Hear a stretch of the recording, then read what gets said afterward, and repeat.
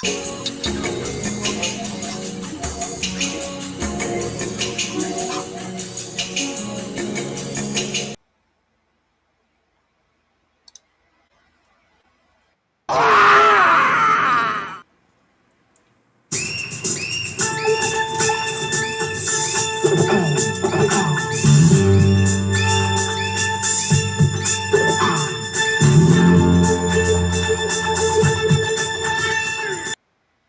right, that's enough of that.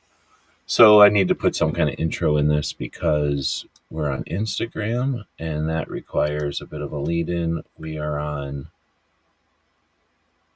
what's it called? Rumble today, I believe, and then X, and then of course YouTube. So we got a bunch of people joining us today. Yep, we got people all over the spectrum of the internet. So thanks, Tony, for joining us. Welcome. Yeah, man. Thanks. Thanks for having me on. I think I have the worst intro to this show ever. I don't think it's been the same ever. So I probably should have some robot script it and I could just read it all the time or play an intro. But anyway, thanks everybody for sticking with us through all that. I think I'm getting used to my new studio thing that I'm using. I've been using now for a few months. But like I said, I kind of played with it today and put Rumble in. And I think it says that there's people watching on Rumble, but the Rumble thing says waiting for a stream. So I don't know if that's an issue. But I think I figured out Rumble, I think, in order or in a way that I can just like the same way that X and YouTube, every time we come in here and start, if they just work. Instagram still requires an extra level of attention, but whatever. So anyway, thanks for joining. And if you're out there, like Mike White, saying hello, July Moose out there saying hello, be participatory. The internet is back and forth. You can say stuff and be part of the conversation. I definitely encourage that. I know Tony's comfortable with that and likes it too. So be part of the show, especially if you're on one of these other platforms. I'm curious to see if the comments will show up. If I set it up right, the comments from Rumble should even show up over here. That being said, it's been an interesting week. I'm going to say interesting because it's both good and bad, depending on where you're at and what you're looking at. Tony's probably paying even more attention than me because I'm only aware of stuff after it happens. You know, stuff that's happening and stuff that's upcoming and whatnot. So it's kind of it's not like it's the most 2-8 week ever or anything, but it's definitely, I think the levels are up. So what kind of stuff is on your agenda to chat about this week? Okay, so the L we just took in Colorado is one, right? They signed the anti-assault weapons, whatever they call it. Anyway, they're trying to ban everything. It takes a magazine. I think that's what that was. Because I just hit the headlines because I was watching what Ava was doing and Alicia in Colorado, and right now New Jersey's under attack. They just passed some of that stuff out of the assembly here. And as I'm looking across the country, what's happening on the national level is the Republicans aren't doing what they said they were going to do when it came to firearms and fire. They're doing a lot of visual stuff. They're not doing anything that I'm seeing actually happening. We're going to form a Second Amendment Commission. What the hell does that mean? There are things you can be doing and you're not doing. And then on a local level, a bunch of people are arresting because they only pay attention to national news and not paying attention to what happened locally. And that's what's frustrating because all politics are local. I'm trying to encourage gun owners to actually participate in local politics. Join your Second Amendment groups locally so you can see what's coming down the pipe. And they never do until you have situations like happened in Colorado. And then you got a whole bunch of gun owners that are just paying attention for the first time going, what can we do to stop this from happening? You could do what we've been begging you to do for over a year, which is participate, which is vote, which is contact your legislator and make yourself be heard, but not only in the wake of a mass shooting, but prior to that. We have to participate in the process, or you're going to keep getting L's and then have to depend on the SCOTUS or Supreme Court to actually uphold the Constitution, which you don't know how they're going to look at a case and how they're going to fall on the case. They may look at it totally different to you and I. It's Second Amendment centric and it should, does it violate Bruin? But they could look at it totally differently.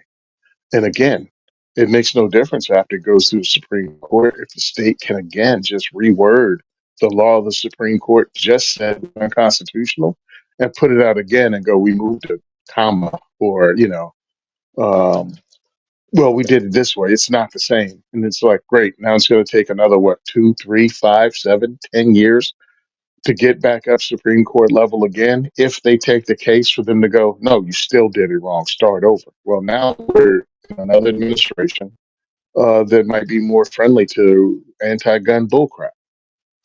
We have to participate in the process. Stop calling yourself a patriot if you go, I'm not going to do anything because I don't want to get my name on the list. Real patriots wrote their name on a list. They didn't have to worry about getting on one. They signed the document to show that they were patriots, that they were standing up and they were fighting for something. So I'm just saying there's a difference. A lot of people talk online and don't do anything. If you can understand there's a cost, there may be a cost associated with standing up for your freedoms. All right. So you kind of went on a tangent. I didn't want to stop you there and let you go, but Yeah, sorry, man. trying to go back to, well, I kind of asked you, also gave you a super open-ended question, like, hey, what do you want to talk about, right? And then let you go. So, Yeah. but you had a lot of stuff there. Going to Colorado, I don't blame voters at all. Like, voters in Colorado, I mean, they should know. Yeah, that'd be great. But again, people have lives. There's other stuff going on in the world. I'm assuming they're trying to enjoy themselves or deal with whatever they're dealing with or something in between, right? And we're entitled to do both, right? Like, life isn't just all ups or downs. Like, somebody's living ups right now, somebody's living downs right now. They're going to both get through it and they're going to experience the opposite, right? And everything in between. So I don't expect everybody to just be in lockstep, like some sort of, no, you don't expect that either. Nobody does. Like, we wouldn't want to live like that. So what we're dealing with, I think what you're describing there is the same thing that's happening in all the other states. And that's that we get offended, we act, we get, I don't know what the word is, like complacent or whatever, and then we wait, and then we just don't pay attention. We put our guard down, and then they hit us again. When you're talking about the specific back and forth of, let's call it the New York State Rifle and Pistol Association versus the Loser Bruin decision of a couple of years ago now, where we expected to see a lot of challenges to bad law, right? Bad for rights law. Um, and instead, we saw create some states out of nowhere, like Colorado and others. Well, Colorado, Massachusetts, but I don't want to say out of nowhere because Massachusetts, they doubled down out of nowhere. Like, they got really, really crazy out of nowhere.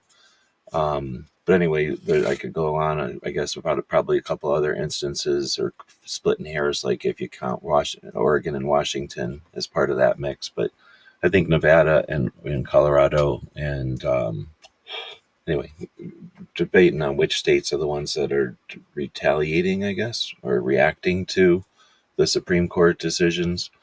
Um, what's the word? Is that inevitable? Is that like part of the process? Like, we don't want to live in a world where it's like the Supreme Court said it, therefore we all just, we make fun of people that are, what do they call that? Just repeat the same thing they're told, uh, NPCs or whatever. Hmm. So I don't want to, I wouldn't, that would be horrible to live in a world where just because Supreme Court says something, like, they're not perfect either. And like you say, there's a process and everything. But I don't think we're doomed to that. I mean, that is part of the process. That's one of the things we have in our resources to deal with, one of the obligations we have. But I think public opinion is the big one. The only reason they're going after this stuff in Colorado at the moment, in Massachusetts a minute ago, like you say, there's stuff brewing in other states.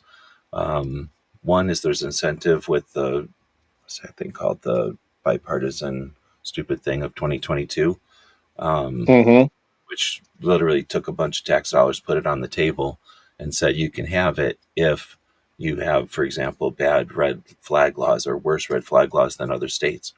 And so there's a financial incentive and then the voter incentive. Like there's this perception that if you hate guns and you don't like gun owners, then you're anti-Trump, and people that hate Trump are all down for that. If you hate guns and gun owners, you're anti-Republican. People that hate Republicans are down for that. Like fill in the blank, right? Like whatever people want to associate guns with, it's like one of the Mm-hmm. levers that they use. It's like a key that they can play on the fucking instrument all the time. And how do you get rid of that? How do you take that off the table the same way that I think pot was taken off the table? I don't think anybody runs around with like reefer madness messaging. Like, oh, that's a pothead. Watch out with the pothead. The potheads. Because everybody knows what potheads are now, and nobody's scared of them. And I'm Mm-hmm. trying to think of something else. Drunk drivers I use as an example, right? There's things that we've seen in society where we've known that there's an issue and something has come along as a social movement and changed it. And that's we're ripe for that. Gun owners are ripe for that. And I think that's the thing that they've used to leverage against gun owners in Colorado is that the perception that guns are violent or guns are evil and associated with violence and blah blah blah. And you've said it a million times, other people have said it, unfortunately not enough, that you can't just get up to the fence and yell your position, because then you just look like some kind of weirdo standing at the. Imagine if your neighbor came up and you were having a dispute about some apple tree. Apple tree literally lives on your property line, and it's dropping apples on one side and it's dropping dead leaves on the other. So one person hates the tree, the other person loves the tree. And if you just walked up to the fence every week and yelled your position, I love apples, leave this tree alone. I hate leaves. Let's get rid of this tree. Who's going to ever compromise on that? Like, there's no compromise to be made there. That's just stating your opinion. Who's making the money there? Like, whoever's making megaphones and whoever's building fences, right? Like, somebody's making money on that. But the person, like the tree, ain't making, is suffering, and the both the people are dealing with it. There's a million ways to solve that, but I'm trying to use that as an example, right? That we're dealing with something where we've got some people that are content or getting paid to let us keep this stupid back and forth. But I think there's ways to end the back and forth, and I keep saying it, but education awareness. Once we take it off the table, that guns are the problem, and we start looking at how do we solve, for example, suicides, and we start putting that as an option for people that want to do good. Hey, you want to do good? You want to solve violence? Well, fucking 60% of that violence is suicide. The numbers they're giving you, like, I don't disagree with them. 60% of them are suicide. Let's solve that. And it isn't by getting mad at your neighbor because he has a Trump flag, or getting mad at your neighbor because they have a, what's the opposite of a Trump flag these days? Whatever Mm-hmm. that flag is. But I've been ranting for a bit. I think that Colorado, for example, and you know what I'm going to say next, is there's a massive organization there that brings in more money than Gun Owners America, Second Amendment Foundation together when they feel like it, in the years that they decide they can make that kind of money, and the rest of the time you don't hear from them. And I think that is like cancer, or like what do you call it? Like an acid in a base. Like it just neutralizes no other organization is going to work in Colorado. Like name an organization that gives a shit about Colorado, because they have a massive, massive, massive money mine over there that doesn't do shit for any other part of the country. Except that now what they did one thing in Massachusetts, and then they got how the fuck did that guy get on the board of Trump? But he got on some kind of Trump board. I wonder if bringing in more money than Gun Owners of America and Second Amendment Foundation played a part in that. We're allowed to talk about that, but I think that's an issue in Colorado that I haven't heard much talked about. And I don't know if it's because people don't Yeah. know or they're afraid to talk about it because it gets squished. Well, I think it's a huge, huge, huge part doesn't know. They don't know. I'm sure there's a significant portion of gun owners in Colorado. These are people that just own firearms, not people that go to the range all the time, not people that are part of, just don't even know that there's a Second Amendment group other than the NRA. I mean, For that's sure. that's the starting point. It only debatable if that's 60 or 80% of Colorado gun owners, right? But it's probably a chunk. it has to be a massive chunk of Colorado gun owners, I suspect. Yeah. So I mean, because I know it is here. NRA is something that can be bashed and is the 800-pound gorilla, and of course, depends on you as a person.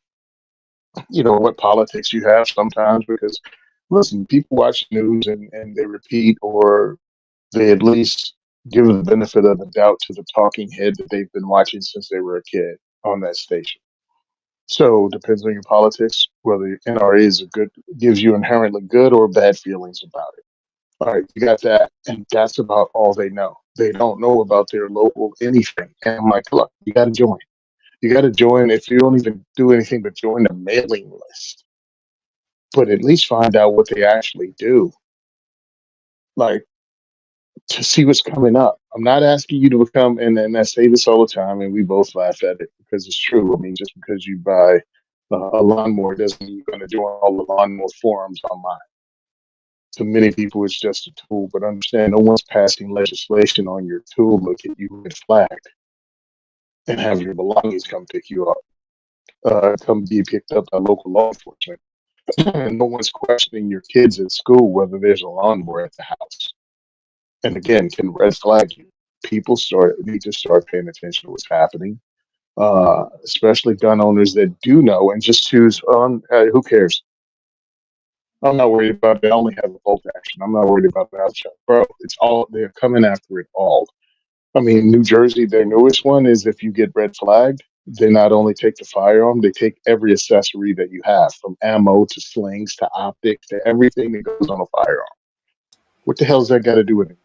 Yeah, that makes no sense. It should be. I thought you were going to say, the only thing logical to say would be the guns and the knives and the other dangerous items in the house that would be, I don't know, somehow a weapon and not a sporting good item, or a weapon and not a tool, or a weapon and not a kitchen item, Hmm. and a weapon, not poison. Like, I don't know. Nope. Nope. They have a whole thing. Again, it's never about the safety. And if you're not involved in the conversation, if you don't want to be a part of it, then you're just going to be on the backside of this wondering, "Well, how did this happen? When did this go down?" Because I've heard it before, here. And understand you've been in a while. I'm on it on a local level, right? So you can see the stuff going down, working really hard, having people that follow me repost stuff to forums, post things up about upcoming legislation on the same gun forums. And then when legislation gets passed, you'll just see multiple people. When did this happen? Bro, people have been posting about it 3 times a day for 6 months now. What have you been paying attention to? Well, I have other stuff going on. Okay, cool. That happened once. All right, you really need to pay attention. We got this stuff going on, and they fade right back away to oblivion. They never participate in the process. They just want to be upset. We're down to 10-round magazine limitations now, and them just making up stuff to take our rights away. And we still can't wake New Jersey gun owners up. In the time that I've been here, and again, I've only been in doing this since 2012, right? I've only been in Second Amendment advocacy in New Jersey since 2012, and you've been in longer. You've seen it come and go. You've seen people come in and drop out. But the interest is what bothers me, because we're losing more and more rights.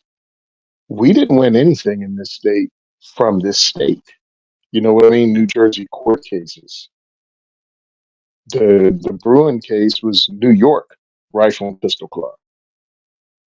It wasn't, New Jersey CNJFO. Now we've been on lawsuits and we've sued, we brought it, and I think we might have won some, but we've sued the state multiple times. Uh, we all got to participate. You have to start voting. You have to stop gatekeeping. You have to stop pooping on people who aren't, Democrats, who are Democrats, who's like, hey, dude, listen, I'm not trying to change your politics about crap, but maybe you should tell your political leaders to leave the Second Amendment alone. That's a civil right. That should be able to. Let's push it from that thing. I am not trying to swing people to another party, mainly because they're too invested emotionally for some bizarre reason. into voting for the same party their grandparents voted for or their parents voted for. I'm like, things change, right? But fine. I'm not going to try to talk common sense into them. Demand more from your political party. Demand more of your rights from your political party. That's the message I try to push. That's less offensive to some people. I mean, like I was going to say, it's also just like, I don't know, tradition or laziness or something in between where, like, I just don't care. So if somebody else has a preference and I trust them or I respect them, then good to go, right? I've got an answer to my question here and I don't have to worry about it. Think about, I don't know if it's, I'm assuming it's the same everywhere. When you go to vote, there'll be, the big things, maybe the elections that people care about, the ballot initiatives or something that, or what do they call them, bills or whatever, things like some of them here and there that people really care about. And then there'll be all the other ones that nobody knows about or pays attention to, I suspect. And, Mhm. you'll go to grandma or you'll go to uncle somebody and you'll be like, hey, well, you pay attention to this stuff. What should I vote for? And you take, again, you respect their opinion. You know that they're paying attention. You share similar belief or value systems or whatever. And I can understand that. Like, again, I don't care about, I don't know, some Mhm. insignificant thing out there. I'm going to ask somebody who does care about that or follow it. And you know what I mean? Like, that's just how we share resources or whatever as a planet. But I think um, there's value in in participating, and it's more than just the obligation. I mean, the obligation is a sort of like serving in a public service role or in a volunteer role or in a in any level, right? Like that's up to you. Like I'm not going to shame somebody or pat somebody on the back too hard. Like most people are volunteering because they want to. Like I'll say thank you for your Mhm. service and shit, but I'm not going to fall over all somebody who does something. Volunteering, like you did that for a reason. So I'm happy for you and thank you for doing it, especially if you did something. But in other words, like effort is what should get thanked, right? Like so somebody who plans on doing something good and somebody that accidentally does something good, both of them did something good. Thank them both, right? Like sure, one person spent their life devoted to it. Maybe they get a bit different or better, bigger congratulations or something because they put a lot more effort into it. But I don't, I'm not trying to diminish, but I hope I'm making my point clear that people are allowed to have whatever level of interest they want in politics and that. That all being said, I think that again through education and awareness, you can show people that there's fun, there's interest, there's excitement, there's um, the what's the word like having put your finger on something or having put your stamp on something. That's possible with uh, working through activism or whatever. You've done a bunch. I know so many people that have what's the word like have um, accomplished good things or have like such interesting things on their resumes. So Mhm. there's that to it too. That like you're allowed to do this just for the interest and the excitement and the adventure of it. Thinking about like the rally of 2019, that was significant. Mhm. That was interesting in a couple of different ways because again, there was these organizations that all started in 2015 and they were about 4 years old by then. They had all figured out their thing. They'd gotten to the point where they had accomplished whatever it was in their realm or their area. And then, we all got ourselves to, well, everybody, I shouldn't say how like I did anything, but, they all got themselves to DC and being able to observe that and being able to observe them at SHOT Show and other places leading up to that. And then now after, for many years, unfortunately, I would say that was definitely a high point in 2A activism. The internet wasn't sick of it yet. There was a lot of people participating from a lot of different realms. That particular rally brought a lot of different realms together. Unfortunately, it also proved that a lot of those realms don't mix, right? That they kind of like Mhm. oil and water salad dressing. You can shake them up and they'll be in suspension, but they separate. And that's not bad or good. Like, you know what I mean? We need oil, we need water, and sometimes you need one or the other, but sometimes you want to be able to shake them up. So I guess, anyway, there's probably a bunch of analogies there. But anyway, all that being said is I think there's something to it. And I'm not saying wherever we need to relive that, or because that was what was 19 a reaction to anyway. 19 was in reaction to a bunch of frustration, I think, more than anything, because so many things had kind of happened and gotten rolling. And then 2018 essentially stopped everything with that bullshit, fake shit in Vegas. And then Mm-hmm. because of that, which was Trump saying, basically going on a blackout about guns for the rest of his presidency. And Mm-hmm. then 4 years of the antis running the place and just completely wreaking havoc. But anyway, that being said, there's adventures to be had, there's friendships to be made, and then there's just, I don't know what else to call, like the value of participation when we're winning and when we're losing. So it is unfortunately there's that camaraderie both ways. So some of the people, I don't know, I don't want to say this because it sounds like a dick, but I think there's some people that are happy to be part of that community and they don't care if we're winning or losing.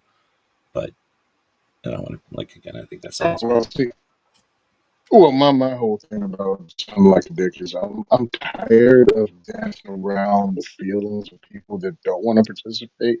But then when something happens, hey, when did this happen, bro? Are you in or out? Are you going to pay attention or not? How many times does this continually has to happen before it's post? You know what I mean? It's right after some kind of crazy legislation gets passed, and now you're waking up going, we have to do something, and then you drop off immediately. It's like, okay, you're upset. You woke up. All right, join these groups, participate, or at least find out who your legislator is, and actually put. What do you want us to do, man? You guys existing, you didn't stop this from happening. Yeah, we're trying to get as many people as possible involved. We can change elections. We can swing things. We can get them. You can make enough noise that the person that voted that way, if they wanted to keep their jobs, not going to vote that way again. But there has to be a cost that they see. There has to be a loss that they see, or even truthfully, I mean, in some cases, just has to be voices they hear. Like they may have never heard anyone go, "Hey, don't vote for that. It doesn't even make sense what you're saying. That you should take your slings away from you and your optics away if you get red flagged. That doesn't even make sense. If you're leaving, gasoline, matches, knives, rope, large sticks available for someone to hurt yeah. someone else." And really what we're saying is the person in stress or dealing with something, we're leaving them unattended or unhelped. Hmm. I don't know what the word is. Like Uh, we're leaving them hold on, unserved. hold on, hold on, hold on. You're leaving them unimpaired from still causing violence in other ways. How's that? You Oh haven't no, yeah, slowed for them sure. I down guess I'm before. just saying, but you've walked in, stolen their shit, or taken their shit, or done something to them, but you've just left them there. Like you haven't helped them at all. Like you could have spent any amount of that time or money to do something to help the person or prevent them from getting to that point in the first place. Hmm. Yeah, and again, you're where the problem supposedly was. So anyway, man, I just went on a rant because I saw it today. About Colorado. Um, I didn't read everything about it, but I know Ava and Alicia were fighting a good fight, going there testifying. And then leading up to the election, I was watching Diana Mueller over at Women for Gun Rights, used to be DC Projects, Women for Gun Rights now, talking about there were, millions of hunters that weren't registered voters. And you keep hearing stuff like that, right? You keep hearing there are gun owners out there. Hey guys, you need to register to vote. You need to participate in the process. You can't just want things your way when we're under assault. And when we keep bringing it up, hey, look, dude, I want to talk about this too. I just want to, talk about shooting guns and having fun.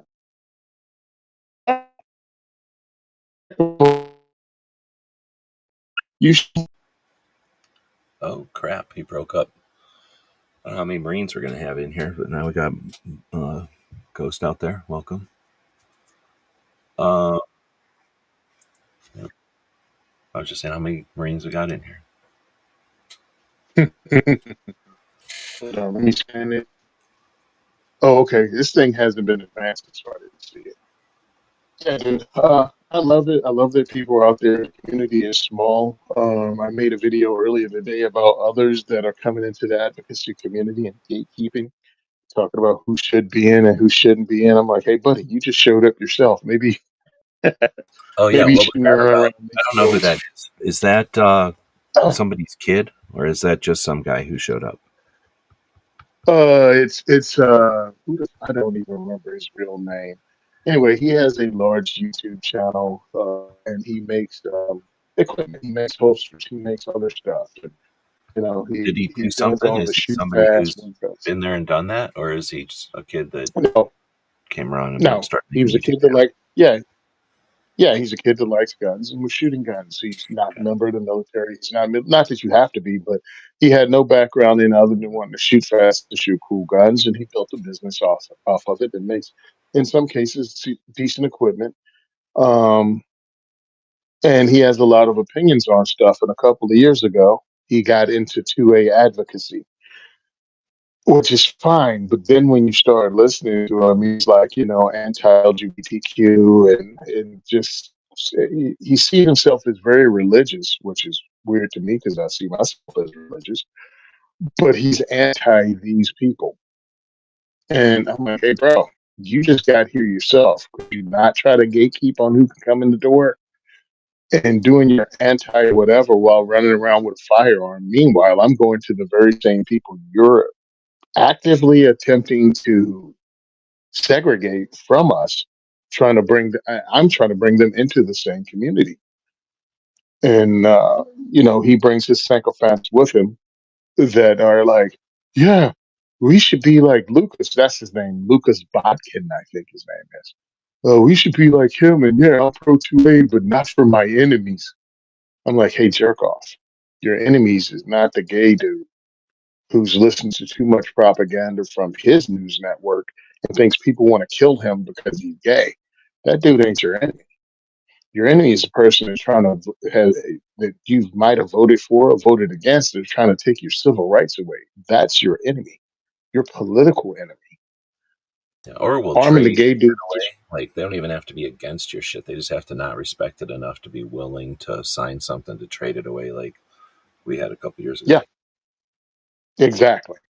So my thing is that's your political enemy. That dude or that lady or that a trans person who's falling for the bull crap and thinks everyone wants to kill them because they're trans. I'm like, yo, bro, what? No one cares if you're trans.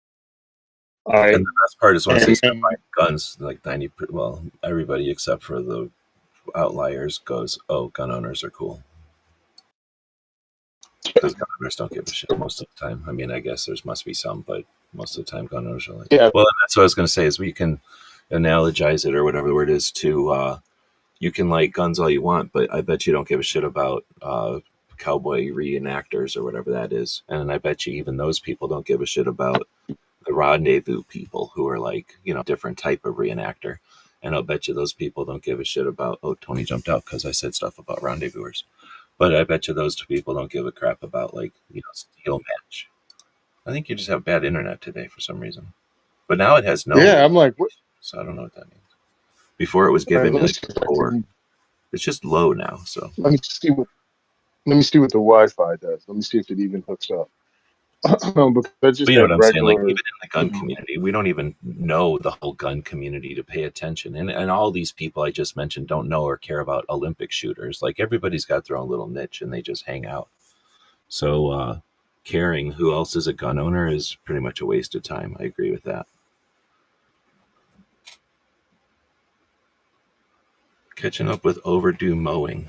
What would you do if you had a robot lawnmower? A lawnmower, really a robot that pulled a lawnmower behind it. So not a specifically dedicated robot lawnmower, like a lawnmower that just was smart, but instead a little robot, kind of like a really short R2D2 that powerful that could drag around a lawnmower, but it could also push around a snowblower.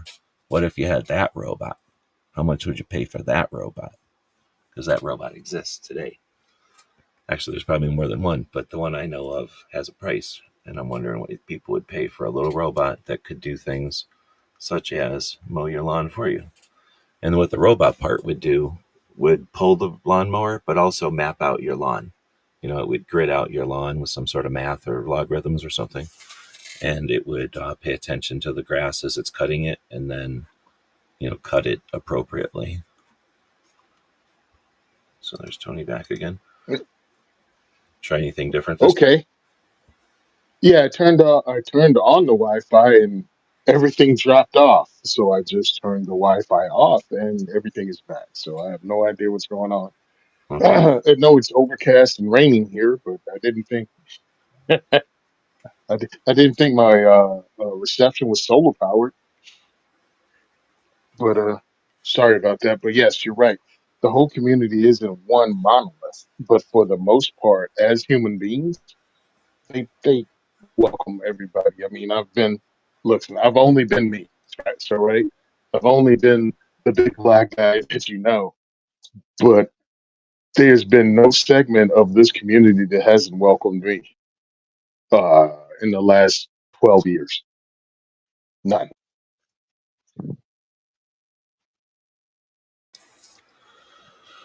Um,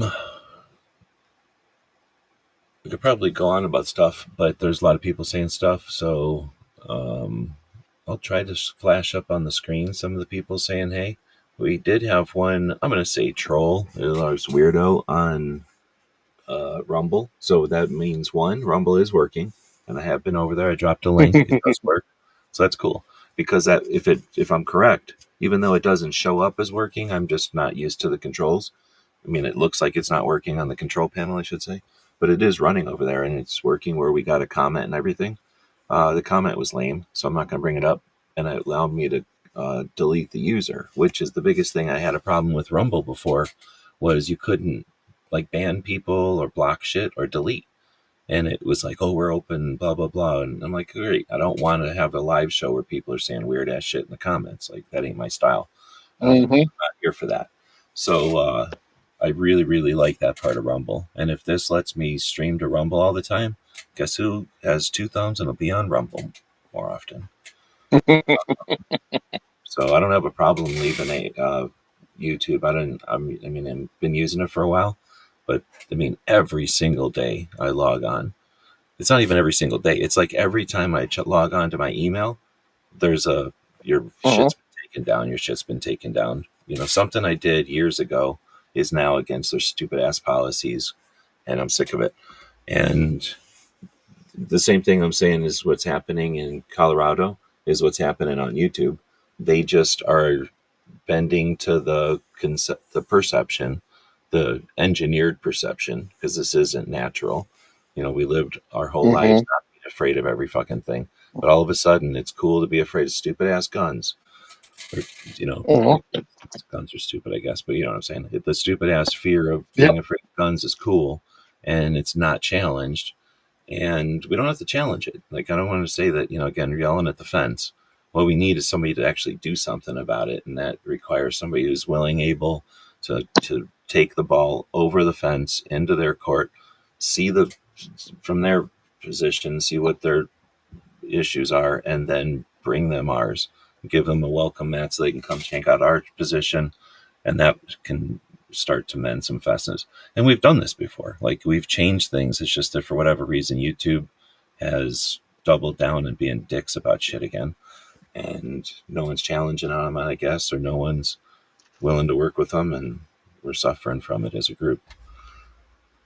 Yeah. Um, I mean, right now, what I have coming up Thursday is the diversity shoot and gunfire range in Woodland Park. Well, two people coming to that diversity shoot are from the Rutgers Gun Violence Policy Study Group or some bull crap. I forgot the name, but it's pretty much a government funded anti-gun uh, people who are in on the policy making stuff. And it all came about because I was doing a what's it, blacks and firearms kind of study with Rutgers. And I'm like, yeah, I know they're anti-gun, but let's have the conversation. Come to my event. And now, if you act as if you don't know that the firearms community as a whole, made from people from every background, is welcoming people from every background, That's not ignorance. You're intentionally not talking about it, not doing it. You know what I mean? I've taken you to the mecca of, Second Amendment advocacy and guns coming together.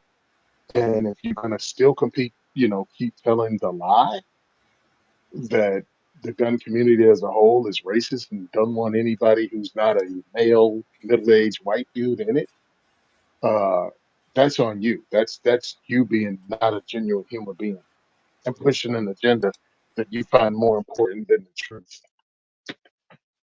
We have to reach across and we actually have to talk to people. You don't have to change your position when you reach across, but at least try to have a conversation and be rational and actually speak to human beings like human beings. Now, if they continue being scumbags, that's on them, not on you. You were being honest. They not.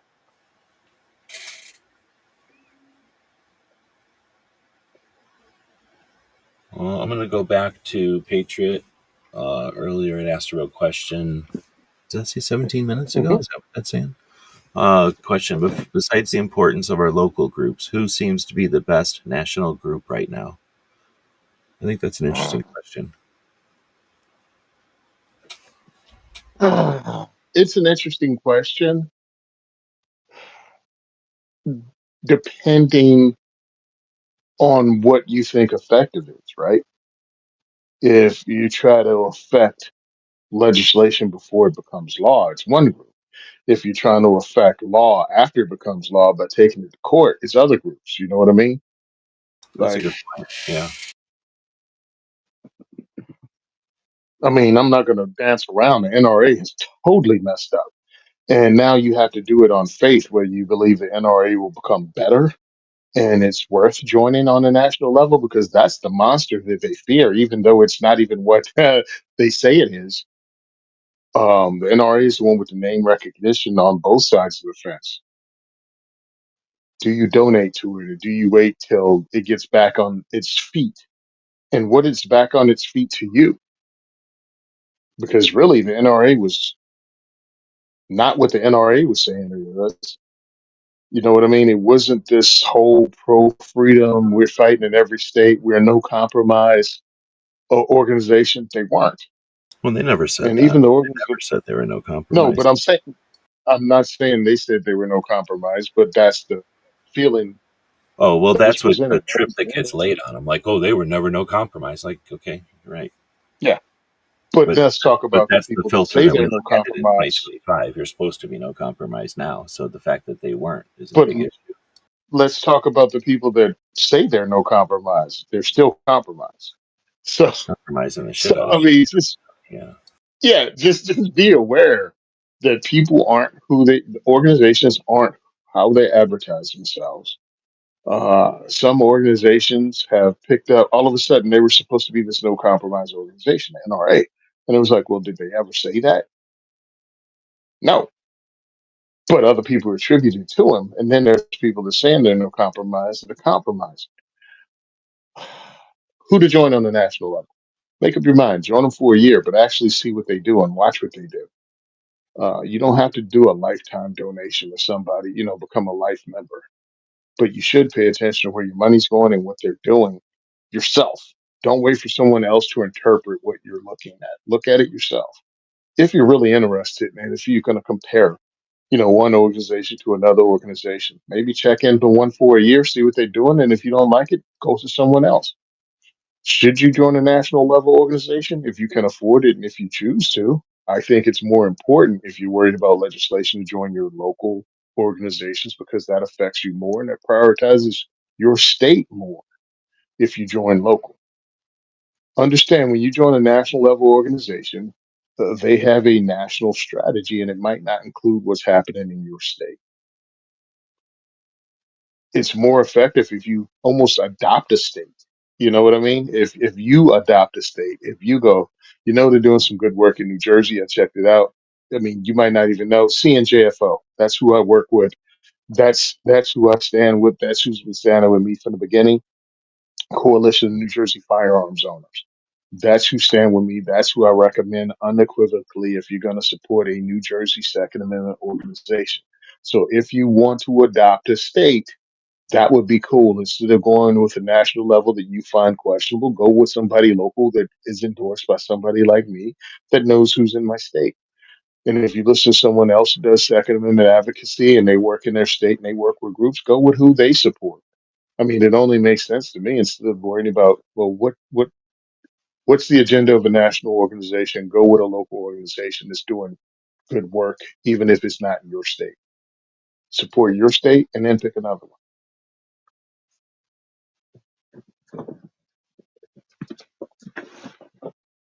I'll let you go first. And then I was sitting here trying to set up so that I could do this eventually. Yeah. So Patriot asks, besides the importance of our local groups, who seems to be the best national group right now? Um oh snap. I guess we've been live for an hour. We had a goal.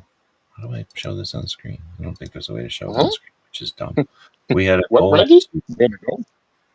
yeah, I set it up I guess 15 minutes before the show went live, and now I'm trying to. There we Uh-huh. go. I don't know how to make it show up on my own screen, let alone on. Oh, there it is. It says it ends in 1 minute, but the idea was to get 10 yellow super chats, which I think are $10 super chats, and amazing stuff would have happened. So if 10 people super chat $10, that's $100, I think, if I do the math correctly, then amazing things will happen. But oh crap, it's trying to make me super chat. So I'm not going to do that. I don't chat. But feel free to do that if you're out there. I probably should have said something at the beginning of the chat, not 45 seconds before the thing ends. Anyhow, I was bringing up, Yes. right? Like, anyway, back in 2022, it looks like I put together this um, map to show where these organizations are, kind of the physical distribution of them. But this is on Hmm. Minuteman University. Thanks to our Patreons who, oh, I should have the scroll going. Thanks to our Patreons who financially support the projects that we put out there, which means the servers and the time it takes to keep everything going.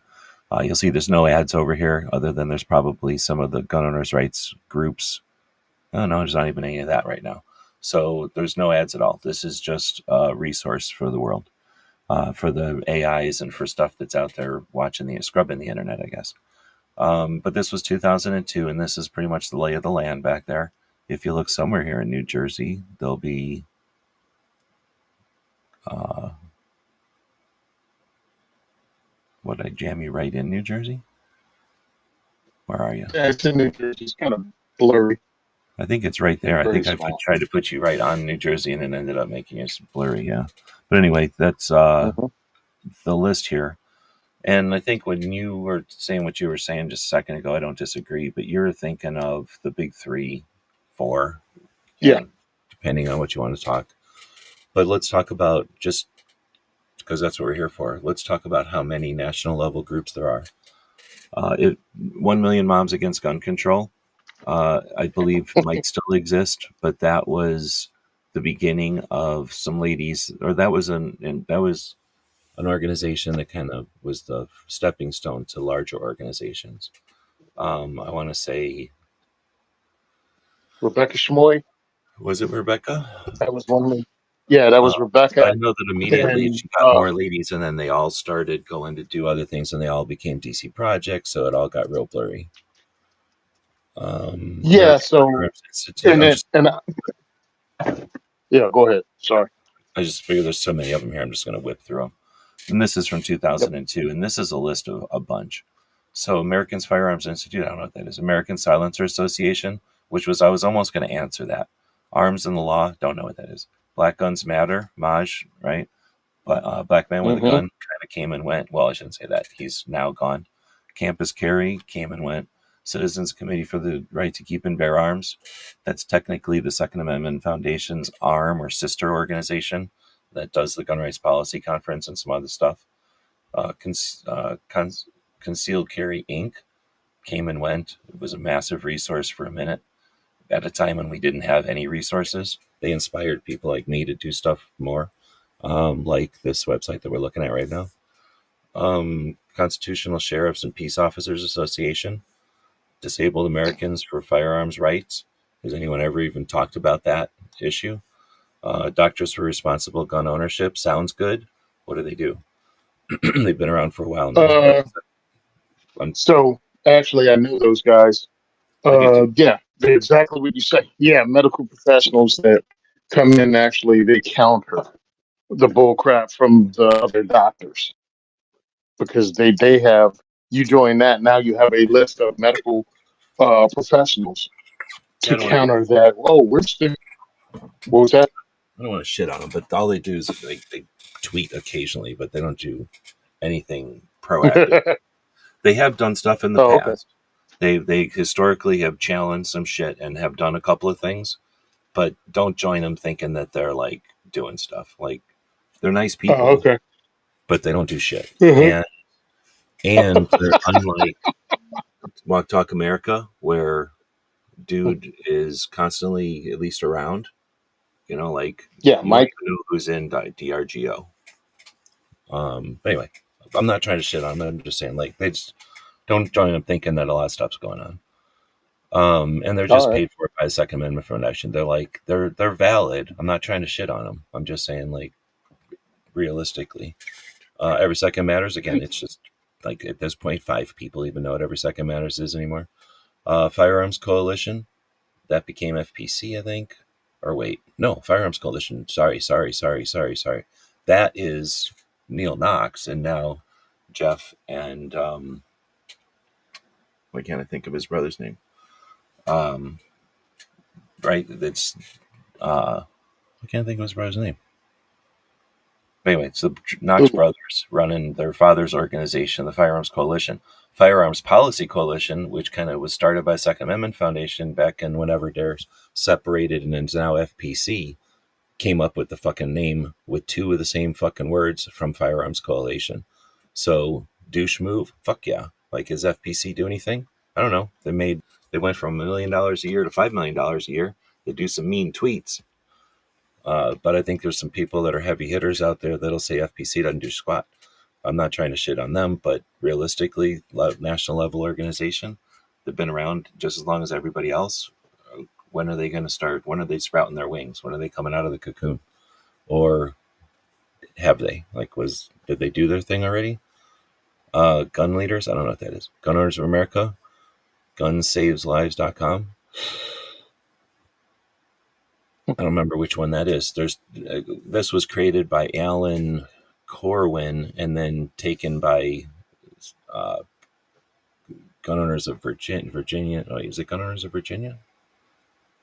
you mean VO? What is Virginia. I what's can't think of the Virginia's? Virginia one right now. But anyway, it was taken over by them. So I don't know what Gun Saves Lives is right now. But that's sort of property that just keeps going around. Handgun Club of America.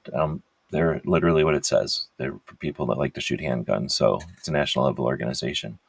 The IAPCA, the International Association for Protection of Civilian Arms Rights, the Oh IPACAR, my is a goodness. branch of Second Amendment Foundation run by his wife that is international. And we don't have much international pressure, but this is to, it's some people would say it's a money suck, and other people would say it's our only international focus, our only international radar pointing out, I guess. JPFO was a big organization for a while. When the owner died or the creator died, then Second Amendment Foundation took them over. Keep and Bear Arms, I think that was a website, but it did a lot at a time when nobody was doing anything, if I remember right. Law Enforcement Alliance of America sounds like what it is. Law Students for the Second Amendment, never heard of them. Just put them on the list because I've heard, they must have been on something. Liberty Bells with some ladies that was sort of like um, a mix between Girl and a Gun and DC Project, but way before them, I think, if I'm remembering it right. Madison Society Foundation, I think was also female, but I don't remember. Mother's Arms, Who? Madison Society Foundation. A Oh lot of no. this was pre people really getting involved. Then you got NAGA, National African American Gun Association. Then you got NAGR, National Association for Gun Rights, bigger financially than both Gun Owners America and Second Amendment Foundation put together when they feel like it. And when they don't feel like it, you don't hear from them. Then you got the National, and they're in Colorado. What do you know?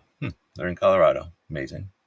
Then you get the National Firearms Trade Act and Collectors Association. So the NFTCA. There's two NFA organizations, and this is the industry one. So the trade and collectors, I think this is the industry one. One of them is the industry one, of them was the collectors one. So this might be the collectors one. NRA, okay, we all know that one. Tony was just talking about it. The NSSF, which, like I say, 4 or 5 big ones. NSSF is SHOT Show, but it's also taken a little of what people thought the NRA was doing, or maybe even what the NRA was doing, and I don't like to say it, but maybe what NS and maybe what USCCA says they do. But we'll keep going. Then you got OpenCarry.org, amazing organization for a while, came and went. Pink Pistols, I would say came and went. I think because they got absorbed by the Blazing Operation Blazing Swords. Sword. Yeah. St. Gabriel, whatever that is, Society. Don't know what that is. Second Amendment Foundation. Okay. Second Amendment Police Department. I don't know what that is. Second Amendment Sisters. Man, I can't remember what that one is, but that is not the two ladies that are this. No, actually, there's Second Amendment Sisters. There's a new Second Amendment Sisters. I think this was pre 90s, or like in the 90s. This was pre the, like, I think the blog, or I don't know, they have a blog, or are they a podcast? I think they might be a podcast. And they might be more than that. I think I've only heard of them as a podcast. Then Students for Concealed Carry came and went. Students for the Second Amendment came and went. Why? Because people are only in school for 4 years, and the organizations crap out when the people that lead them take off. Well Armed Women, which became, wait, Well Armed Women is what it's No. called now. It was Armed Women of America. No, it was Well Armed Oh, Women. okay. Now it's Armed Women of America. Correct? It went from I don't know. I know WAW they to changed their AWW, name. and then Yeah. Women's Firearms Network. So this is missing a couple because this is from 2022. But that's the national level. So there's a pretty big scope there. A lot of these are extinct, and kind of were there for a minute. But as far as the question is, what's the best national group right now? I really, really wanted to say NAGA, the National African American Gun Owners Association. And I don't want to not, again, I'm not crapping on them. It's just that they haven't grown as massive as I was hoping they would. Yeah, And they have their own issues too right now going. do they? Because I don't know They about all got that. internal issues. Yeah, yeah. Okay. I Yeah. figured it must be I leave it something alone. because it's, the thing I liked about him, and I always say this, is that NRA was, here's the training curriculum, and then if you're going to set up shop in, a state or a city, fine. Like if you got enough population, just like any franchise, if you got enough people, then make a new NRA club, and here's the rules, right? Here's the rules. Here's the safety guidelines. Here's how you build your range. And then usually people go, thank you, NRA, because now I don't have to worry about all that. Like, you've done it, you figured it out, everybody's happy. I can take this to the city planners. They go, oh, it's an NRA approved range. That means somebody's thought it out. It's good to go. So everybody liked that top down approach. But the NAGA was more, I always say, bottom up. So they were a bunch of clubs that united and became a national organization. So instead of a national organization saying, here's how you run your club, it was like a national organization would say, here's how everybody runs their clubs. And I just thought that was a cool approach. And the problem is, I don't know if that's a stable, or if that's the solid, or if that's the best business way to do it or something. Yeah, I don't know. I know the guy who Phil Smith, who actually founded um, NAGA. NAGA in So 15. I know him.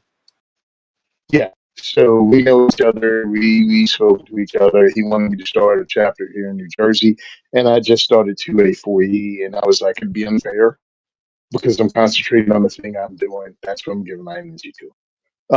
And I told him 100% I support whoever is here running it. I don't think they ever had it. So now they've grown. They've got different chapters in every state, and I think it was great. And like everything else, jealousy, stupidity, even some potholes. And people are like, "Oh, they're stealing money," blah blah. And who knows if it's even true, or if somebody just ran with something that was said in a forum. You know what I mean?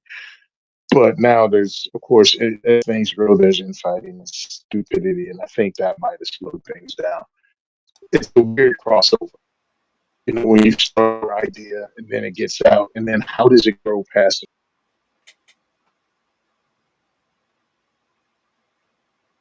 Well, and that's without getting into like stuff I don't have any idea. I figured there was something uh, growth related or structure related or something. So yeah, it looks like it got kind of sidetracked a little bit.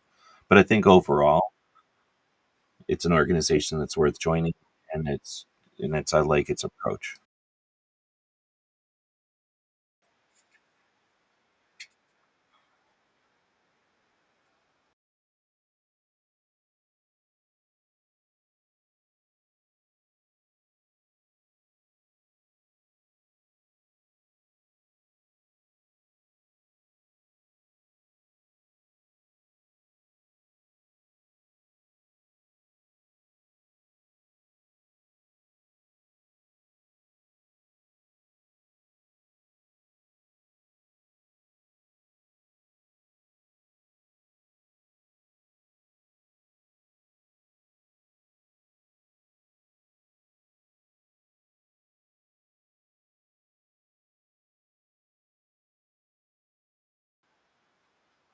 There's two. Yeah, there's the I think it's I don't want to butcher it, but there's the one that starts with an A, and then there's another one. But they do, and it must have been before I put this together, I guess. Or I mean, it was after I put this together. I think that was till. Well, no, I was going to say it was before this. I don't know what the hell I was doing if I didn't have them in here.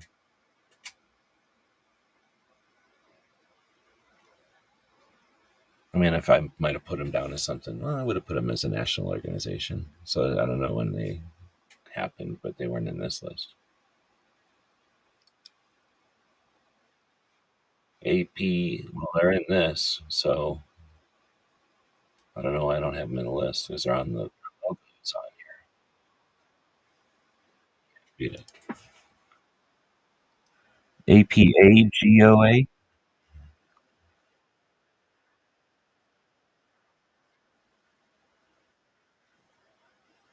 and the other one says Islander.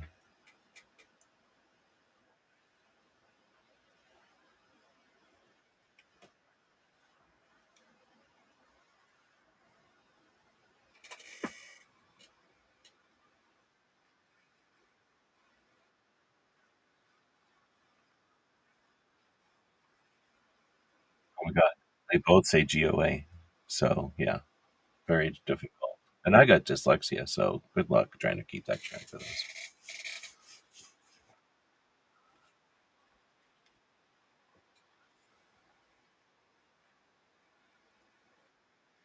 Well, basically, one of them was blogging and one of them was doing social media. Like one of them, or maybe podcast blog. Like I call it a blog. What we're doing, like it wasn't really a blog. I guess it was more of a podcast. But one of them, or vlogging, I guess is the way to say it. But one of them was doing YouTube stuff, and one of them was doing just social media stuff. So that's the way I kept. Well, for a while, I thought they were the same organization because I thought, again, I just mixed up the letters and I thought they were the same place. And then I was like, oh, wait a minute. These are two organizations. Because basically Chris was in one and not the other. I'm like, oh, wait a minute. There's two organizations here. But, but for lots of reasons, I don't give it to any of this. The answer to the question, I don't give it to any of the smaller ones. And as much as I'd like to give it to NAGA, like I say, they just haven't grown uh, to point. I mean, here's my answer though. My answer is join all of them. What the hell? Like Tony said, it costs you $25 a month, or wait, $25 a year for most of them to be a member for a year. So I'm guessing that's about the. It's not the average. The average might be 30 something now, but a lot of them are $25 or something like that to be life members. It's, I don't know. It used to be $200, $300 for a lot of them, $1,000 for the biggest ones. So I used to say, just once a year, become a life member of one of them, and after 5 years, you're now a life member of most of them. So if you can figure that out in your budget, then do that. Being a life member of all of them is worthwhile. I'm not talking shit about any of them. That being said, I wouldn't say any of them are the best right now because they all have their flaws and they're all doing just fine, I guess is the main thing. Like most of the big ones are doing just fine. They're just worried about where to spend their money or how to invest their money so that they have more money to spend later. None of them are, I don't think any of them are spending their money recklessly, like buying suits or any of that kind of garbage, right? So I'm not talking shit like that. It's just that I'm mostly concerned that they're not ending the debate. They're, you know, focused on how to worry about the debate 5 years from now instead of just ending the fucking debate already. Um, but my dilemma is between NSSF, which is $25 a year to be a member, so why not be a member, and Second Amendment Foundation. As little as Second Amendment Foundation does, they have done a ton of shit. And I'm not saying give them money because of what they did, but they are capable, is what I'm saying. Like they definitely have done it. Like it's in their DNA to do stuff, and they're right now keeping so many things on Lifeline. It's not even funny. Like they're doing more than anyone appreciates as far as GPF or JPFO, Doctors for Gun, whatever. Um, the There's like six of the organizations that we talked about on the national level are Second Amendment Foundation. Thing is, Second Amendment Foundation doesn't need money. They, as far as I understand it, they have always taken a ton of money in every year, and even though they don't make more than other organizations, they don't spend that much. They put it in a big pile and live off the interest. So I'm pretty sure they've invested well and they're doing all right. Um, but that being said, they're not a huge organization. They have the ability to do well, and they've got the resources to do, I think, whatever they want. At least, at their level, that's the stuff that they're comfortable and able to do. And if you're a member with the Second Amendment Foundation, I think your voice is louder than any other organization. So that's why I think I'm going to pick them. Even though NSSF secretly does a ton of shit also, and they could use your $25, I'm sure, they do get paid by the industry. So they're probably all right. They're all right financially, except for the locals. Spend your money locally, but invest your money in the nationals. I would say Second Amendment Foundation, but at the same time, that might be kind of like trying to hit a home run. You're swinging for a home run, but you're likely to just waste your money because I'm not saying that just because you're a life member, they're going to do shit. But being a life member of a Second Amendment Foundation is more hands on than watching somebody be uh, on the board of the NRA, which we're about to talk about, hopefully. But I think that might be my answer. I could be argued out of it or, debated out of it, I think. I'm not set on it. I think I need to drink water.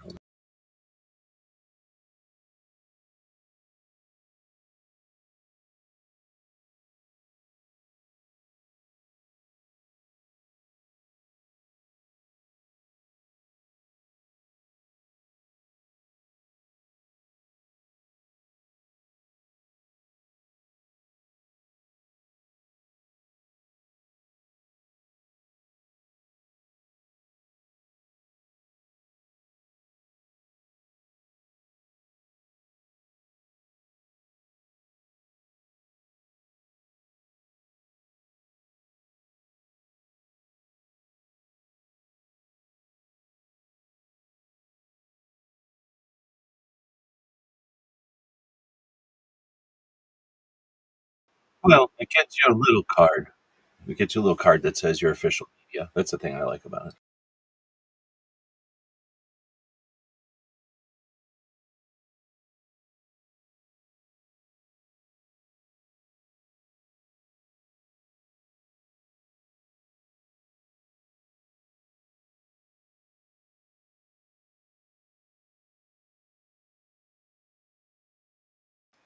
Oh, I know what you're talking about. I was like, "What are you talking about?" And then I'm like, "Oh, and I know what you're talking about." I've only done that once, I think, and it was a long time ago. But I should probably do it more. I forget about it.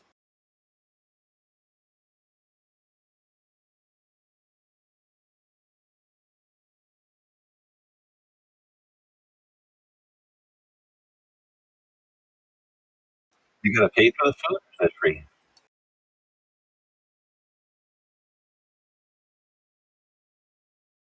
Okay.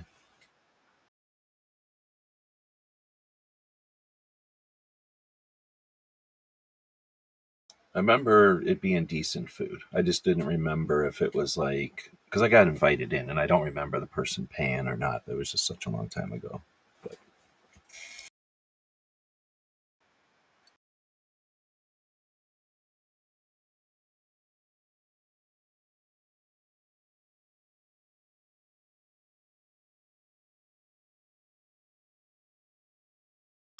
you think that's because they just don't give a shit, or because the promoters don't care, or they switch promoters so often the promoters never give a crap, like to bother to care, like to never focus on it, or the money's been down and they can't afford to, do it all or whatever. They gave us water, so that's enough. Or were they throwing a bunch away? Is it possible they were just throwing a bunch away and they were like, it's a waste, like they don't appreciate it?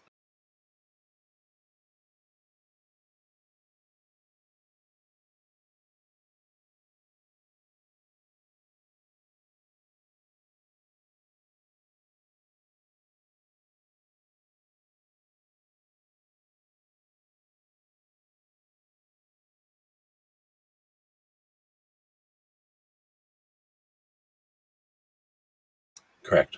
They chickened out and they were jerks and they tried to do it online, but they could have done it in Dallas or any place else and really done cool. Anyway, they could have done it, but they didn't.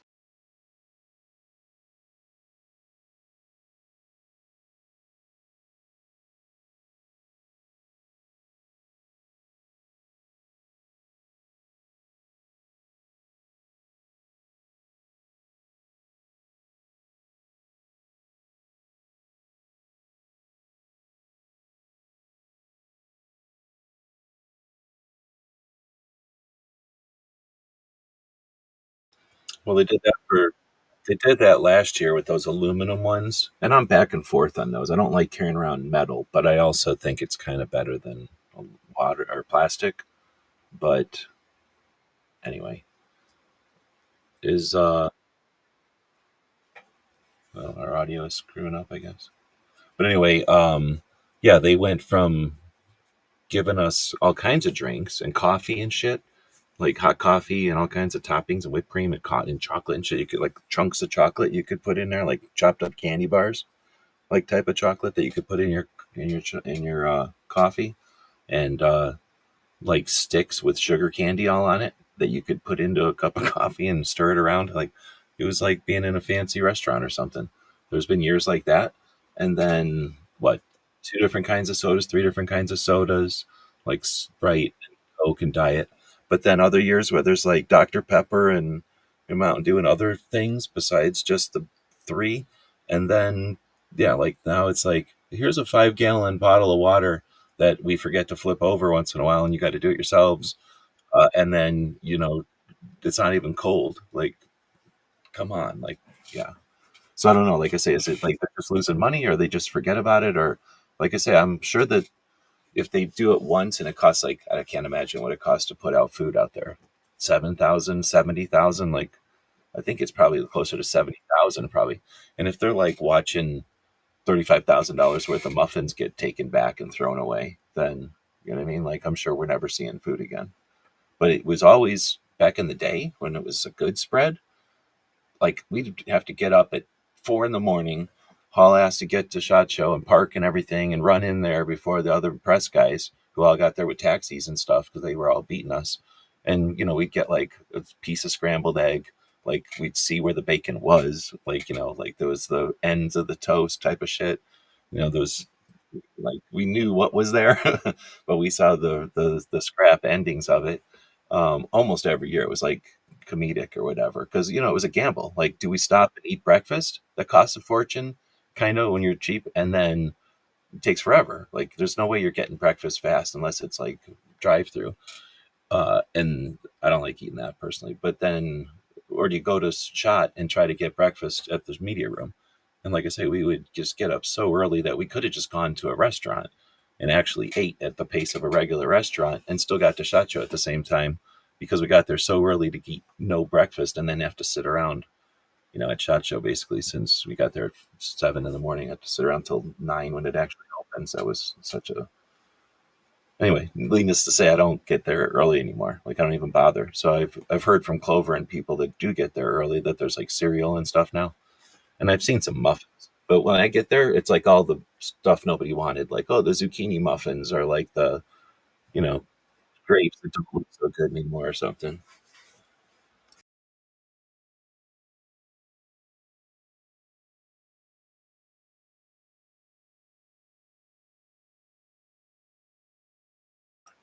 The USCCA.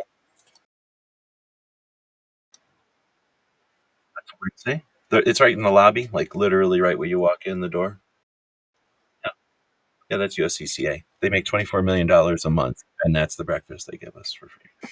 I haven't gone to that. I've gone that once or twice, and then I just forget. It's usually I just forget, and I'm like, dang it, because like three people I meet there, and I just forget.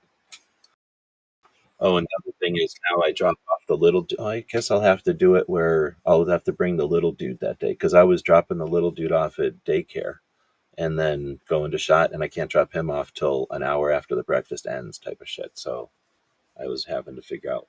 Yeah, I just couldn't do it this year.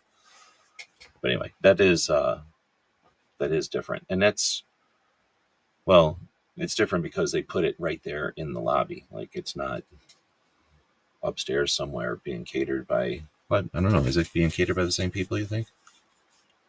Like the building staff or whatever that would be, the building services. Yes, it probably is. Yeah, I guess it's still in the building.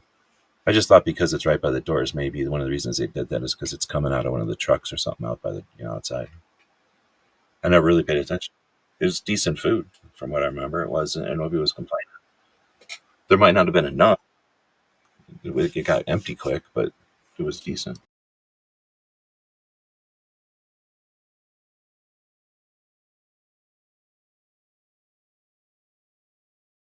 Well, you have to. I mean, what the hell? This is no matter how you. Well, I guess even if you got there with a taxi, like even if you got Ubered or something, you walked in those glass doors, you still had to walk from some hotel or something, unless you had like a B&B and you got picked up outside the B&B. I guess that would be pretty lazy. But most everybody in Vegas is in a hotel, so now you're walking from the hotel to wherever the parking lot or the lobby is. Then you're walking, and then you're walking. So usually by the time you get to the Shot, you're ready to eat chow, right? You're ready to eat a whole breakfast.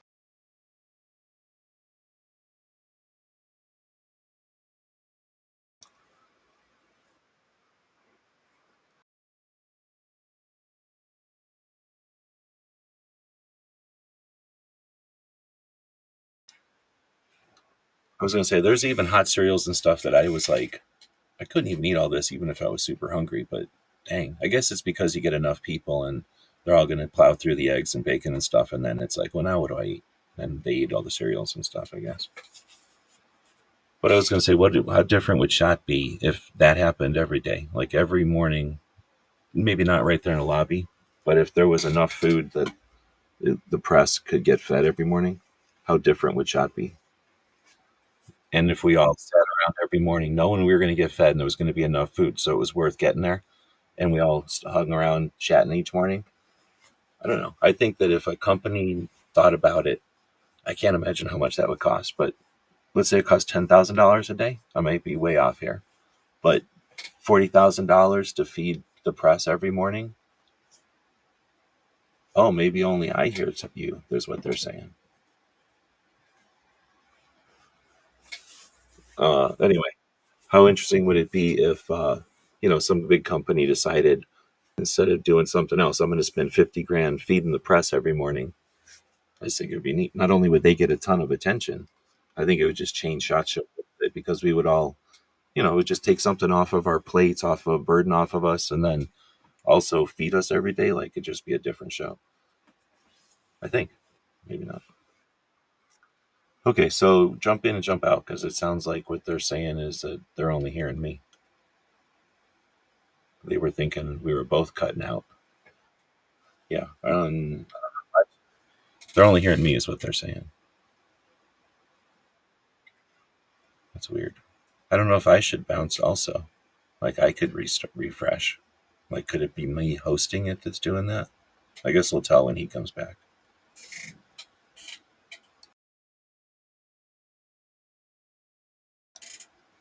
Guess we're an hour or something into it. If we're missing any questions out there, let me know. But I do want to say thanks to Mike White for the super chat. Something to keep the servers running. Appreciated.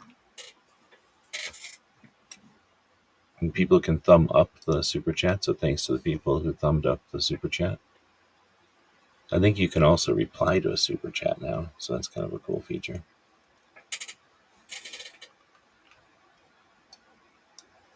Nobody ever says anything on Instagram, but I was just checking over there. We actually have people hanging out on Instagram, so welcome. We also are broadcasting on the Rumble today. So we're on 4 platforms: YouTube, X, Rumble, and now he's back in. And I guess I don't need to screen share that anymore. Hopefully people will hear Tony now. Say stuff. Say stuff. All right. Hello, everyone. Can you hear me? Yep. I'm back. Hopefully, I see my speaker. I see the icon here I think it's I've vibrating that my heard you voice and is seen that listed. doing that the whole time, I think. Unless maybe were Okay. you muted? Have you been muting? I have been muting. Yeah. Okay, that's what I was gonna say. I think I saw you muted before, but I also heard you before, so okay, they hear you now, I Yeah. think. All right. Cool. I don't know. So thanks for that. Sorry about the issue. I was gonna say I don't know if it was my end too. I could have jumped out. Um oh, NRA board. So I've Okay. made a brash statement before that I don't care what people think, the NRA is going to change because there's nobody that's loyal to what's his face anymore.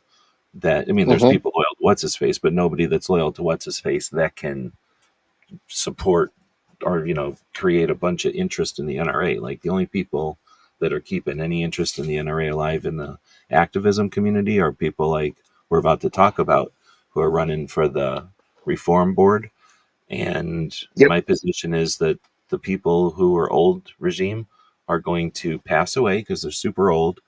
And I'm not being morbid. I'm just saying, like, for real, they're not going to be here Yeah. forever. And then 2, they're going to quit because either whatever reasons they're going to pick, but they're going to quit because it's not their thing anymore. But I'm just Mm-hmm. saying them leaving, like their attrition or whatever, they're gone.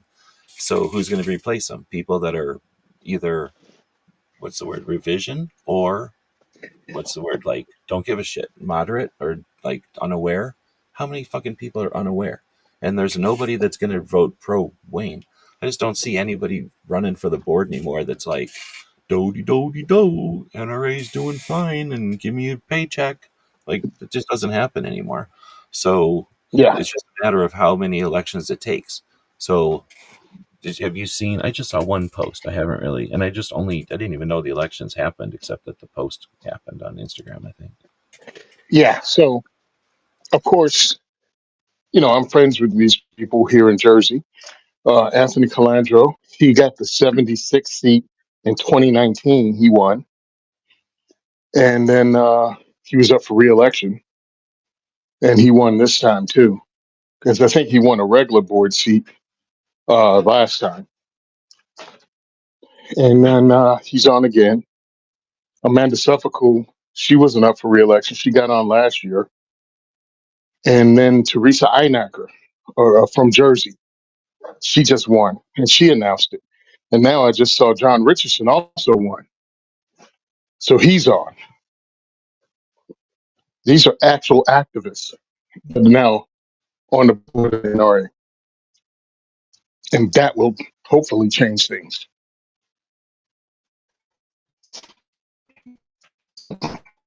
And I was going to say there was, yeah. I'm sorry, I just muted to. Okay. My dogs are running around right now. My one dog's all exciting the other dog. Um, the what was the name of the the website that they made? New NRA. Um, yeah. Let me see. Do I have it still pulled up on my phone? Elect a new NRA. It was something like that.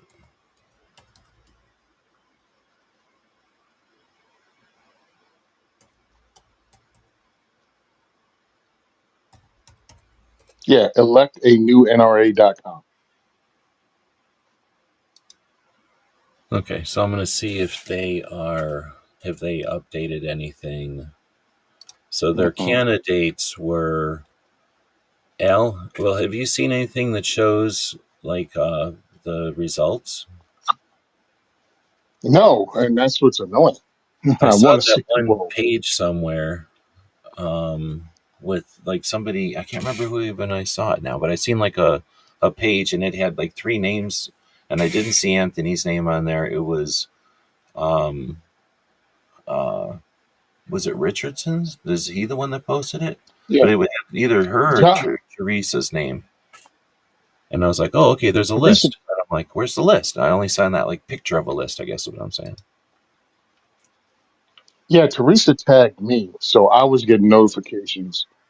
That Teresa. She was like, "Yeah, I'd like to thank everyone," and I was one of the names she tagged. And then when people were saying congratulations, I saw it. So right now, Teresa Inaka and Anthony Calandro got congratulated by News 2A.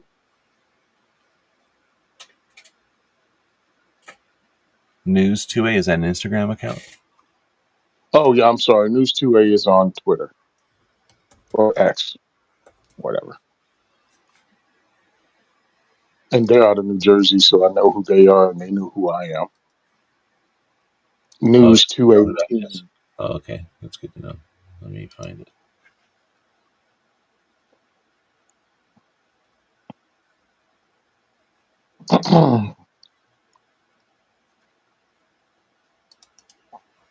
Well, it takes a minute to get around on these things. Need to get that fast internet So here. my, my whole thing is to get people involved in an NRA that actually makes them want a difference and can turn into that monster that we all want it to be. Yes, fear us. It's the NRA. I want people to be shook. And the only way to do it is participate. Not no change is gonna happen. Excuse me. Change can happen without you participating, but don't bitch about it if it ain't happening fast enough or it didn't happen like the way you want it. If you just had absolutely nothing to do with it. Now, if you participate, if you sign in, if you donate, if you go to meetings and the things don't go your way, man, complain all day long because you're part of it, you know. But if you just go, yeah, I want things to work out like this, and it doesn't, okay. I mean, you didn't contribute either way to making it happen. And again, everyone doesn't have to do what I do, and I try to stress that because sometimes people try to, make a leap in logic. Well, everybody's not going to do what you do. Well, I don't fault you. I wouldn't do what I do either. Do what you can do. Do what you can do. However much or however, whatever you're comfortable with doing, but at least do something. I went to that news, NEWS News 2A, right? Black and gray Yeah. screen. I didn't see anything about Hold on. Wait, Teresa's thing on there. wait a minute. Or no. No, yeah, news to a team. Yeah. But anyway, I seen I Yeah. went to their X account and I didn't see nothing about that post or whatever. Oh, okay. Yeah, I just saw congratulatory because Teresa reposted So it.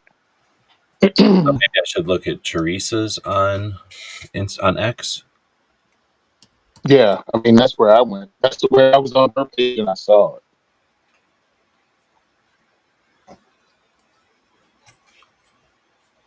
Yeah, because I'm on News 2A's page and I'm scrolling down and as of a day ago, I didn't see them congratulate anybody. All right, I don't have I've Teresa. never been to their page. I've never been to that page, so I'm sure. All right. Hey, what was the governor of South Carolina's name? What's the governor of South Carolina's name?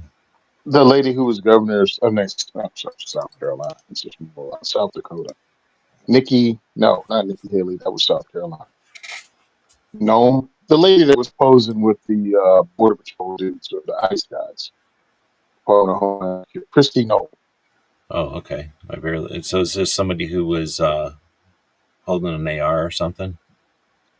Yeah, yeah, she was holding an AR and just looked really silly with it because it was like obviously given to her like 2 seconds before the camera rolled. I'm like, could politicians stop doing cringe stuff? I know you're not taking the door, lady. You don't need a vest on. You know what I mean? You don't need a rifle. Just pose beside the dudes that are posing with you. You have an organization. It's giving off vibes of whatever the president of Yugos- uh, the president of the Ukraine is. Hey, dude, you can take off the combat boots and the 511 pants. We know you're not in the trenches. You're at the White House. You don't have to act like you're fighting. You can put on the suit. Stop with the theater. Somehow, what's his name? Franklin Delano Roosevelt, was in a wheelchair and he was able to lead America during the Second World War. You don't need to dress in a combat outfit. We had a guy with polio kicking ass.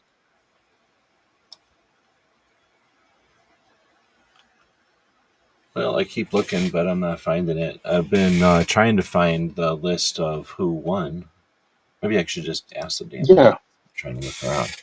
yeah, right. Who won NRA 2025 board seats?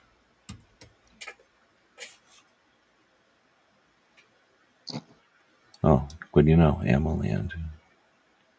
What do you know? Jeff Oh, really? Knox. Yeah. So elected. So let me just bring this over on the screen again, I suppose. Why not? Okay, cool. So we were kind of talking about Jeff Knox before. And he's got an article on the Amaland. The results for the 25 board of directors, well, the 2025 board of directors election for the NRA trickled out yesterday and today. Here's what happened. Elected for 3-year terms ending in 2028. And this is what I saw, like this top part with Bob Barr in there, which is not a good one, but Teresa Anacker. I guess this Massengill guy is one of the people we wanted. Yep, he's the CEO of Massengill Security. Do you know what that is? No, I'm just laughing at that. When the what? Massengill Security. Yeah, that's his name. So I guess the one's in red. So, uh, but no, Willis Lee, he's supposed to be on the list, isn't he? Or is he not? Yeah, he's on the Yeah, he's list on of. the list. He's on the reform list. Mhm. So I'll just keep going. Um, See how many are in red, though? There's a bunch. So I'm not going to read them all. It's just 25 of them. So there happens to be 25. It's also in the year 2025. There were also 4 seats vacated during the last cycle. So this election fills those seats for the duration of the terms, which means that 1 2-year seat, which will be filled by 26, Joel Friedman, and 1 3-year slot will be filled by Richard, whatever. Um, and in addition, one director has announced his intention to resign, which means that another person will move up to fill their seat for a year. Not elected, eligible to run for the 76th director would be Frank Tate. And why do I know that guy's name? Frank Tate. Uh,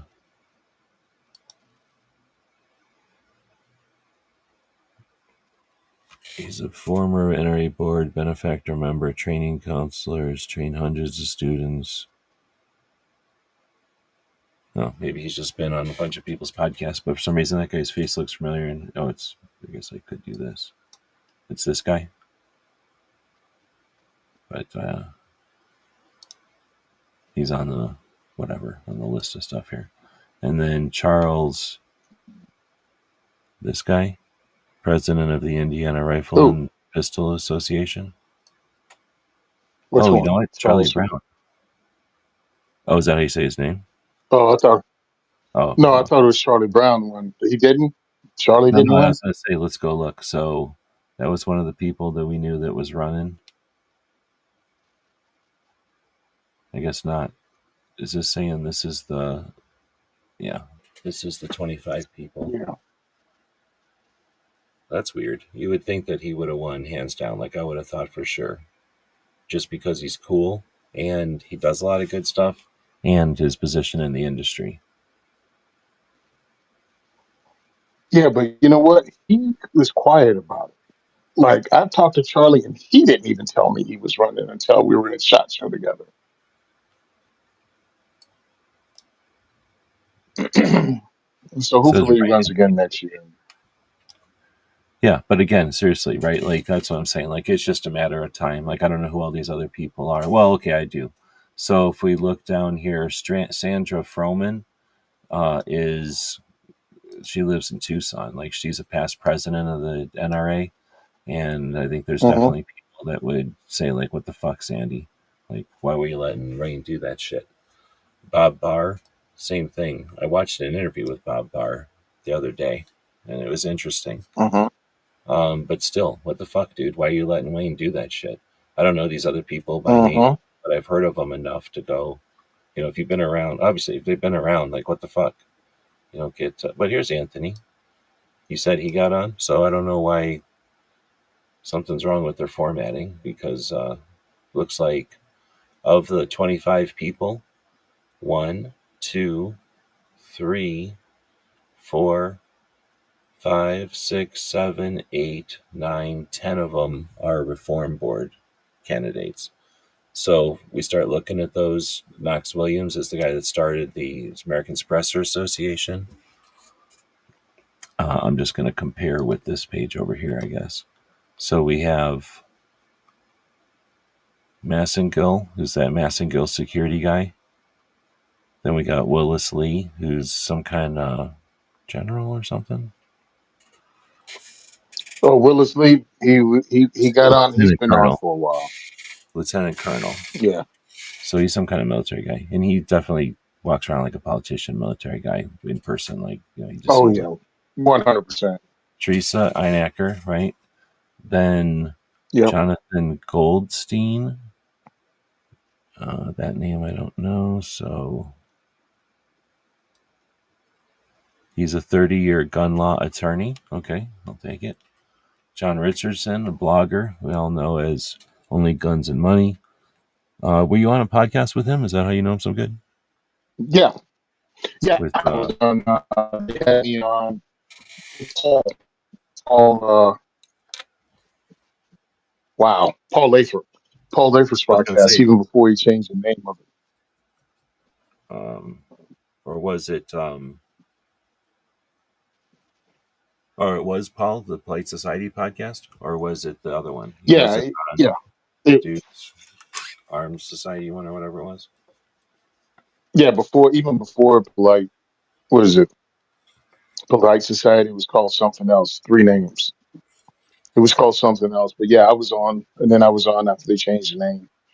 But he's a real Second Amendment advocate, and I'm glad that he made it. It's slowly going. They're getting there. The reformers are getting there. And it's a good mix. So let's see, Shekels. Never heard of that person either. I don't see them, so I don't know if that's a misprint or whatever. They're not on this list, unless I'm missing them. And then Philip Gray, a retired NRA executive, so whatever. I don't know who that is. Knox Williams, we just said, was the president of the American Suppressor Association, done amazing stuff since 2012. That's when they came on my radar. Anthony Calandro, like you said, was already on the board. but now cemented an actual Mm-hmm. elected position or whatever you'd say it. Somehow I screwed up, and then I don't know how to say that name. Robert something. Uh, a 38-year master instructor. So whatever, I don't know what that means either. But so if everybody said they were on this list, that's so good. Then we have some decent, like I say, like a decent spectrum of people over there. Um. So next question: the NRA thing happens the 24th. Is that next weekend? 2 weekends No, weekend after next. but it's like a Thursday, Friday, Saturday, Sunday thing, and Yep. it's NRA annual meetings and events or something like that, right? And the events part is the part that's like SHOT Show, and that's the part that pretty much every Mm-hmm. loser on YouTube goes and associates with NRA show. And I was the first one to do it. I'm not saying I'm so good. Back in 8 and 9 or whatever, I started going to NRA show. I called it NRA show, and I think I might have known there was an NRA meeting, but I didn't even know give a crap what was going on. Just like a lot of people, and I definitely exploited the NRA show for just growing our whatever you want to call like our awareness of what you can do online and stuff. Because it's like 2009, it was a little different than it is today. But so I went to him for a number of years, and just it wasn't SHOT Show, and I just didn't like it. So I quit going to him personally. It's just too much to go to. And then money became an issue, and there was no way I was going to be able to include it. So I would go to an NRA show if it was nearby, for sure. Like I don't have anything against the NRA show, but I would definitely go to an NRA show for the annual meeting part of it. And since 2000 and maybe 18, no, yeah, 18, I think, was the first year that I started having a real opinion about it. And I do have an opinion on Mm-hmm. people that go to the NRA show and don't go to the meetings, especially if you hold a camera and you have an audience, then you're part of the problem. Boom, I just said it. If you only go to NRA show to exploit the guns and shit, go to fucking SHOT Show for that. Like there's a GOA show for that. Like there's a million other shows you can go to just to exploit the guns part of it. NRA show is unique that it has the meeting of the members there, and we could have changed things in 2018. This was a year Mm-hmm. before the rally, so people didn't realize it, and I have 2020 hindsight. But I was also aware of what was going on back then, and I went all in. Like, go look at my bank. Like, I went all in. I was about to lose the house and shit because I could tell that there was something to be changed, and I slowly backed off from that after the NRA show. A bunch of people went to the NRA show who had, I'm not going to say like massive audiences, like the losers who exploit us, who make shit tons of money. Like you don't even know how much money people are making off of YouTube exploiting gun owners. They don't give a fuck about the NRA show. Like they probably don't even go at all. They definitely don't go for the NRA stuff. If they would have been going to the NRA show and asking questions, and I'm talking the people who have millions of subs, we'd have a different world. Like we wouldn't be living in the old world. The fact that Wayne could have suits, he did that while everybody on YouTube was making millions of fucking dollars. So they all didn't challenge it. They all sat around not paying attention and not giving a shit. In 2018, people were starting to give a shit. People were aware. We were definitely more than 5 years into advocacy being a thing.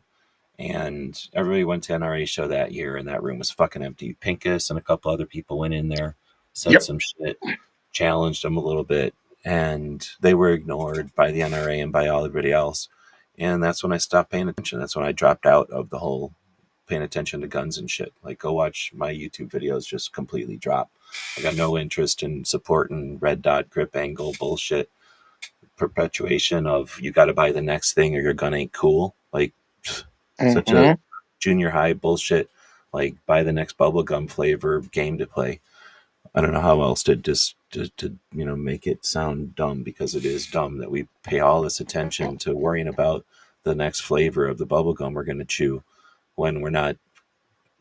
Anyway, we're standing right next to what could have changed things. So that's where we're at right now. Is our the question? I guess what I'm getting at is the long ass way of asking the question: how many people are going to go to NRA this year and go over to the fucking meetings? I know most of the people I know aren't going to NRA because it ain't profitable for them to go to NRA. So, I Hmm. mean, I shouldn't say that. Most of the people I know that do content, some of the people I know that do content, because I don't want to say most, because I do know that you're going there to do podcasts, that Hmm. radio, Gun Club Radio, I think he calls it now. Our Atlas is going there to do Yeah. radio. Um, Yep. um, why can't I think of, um,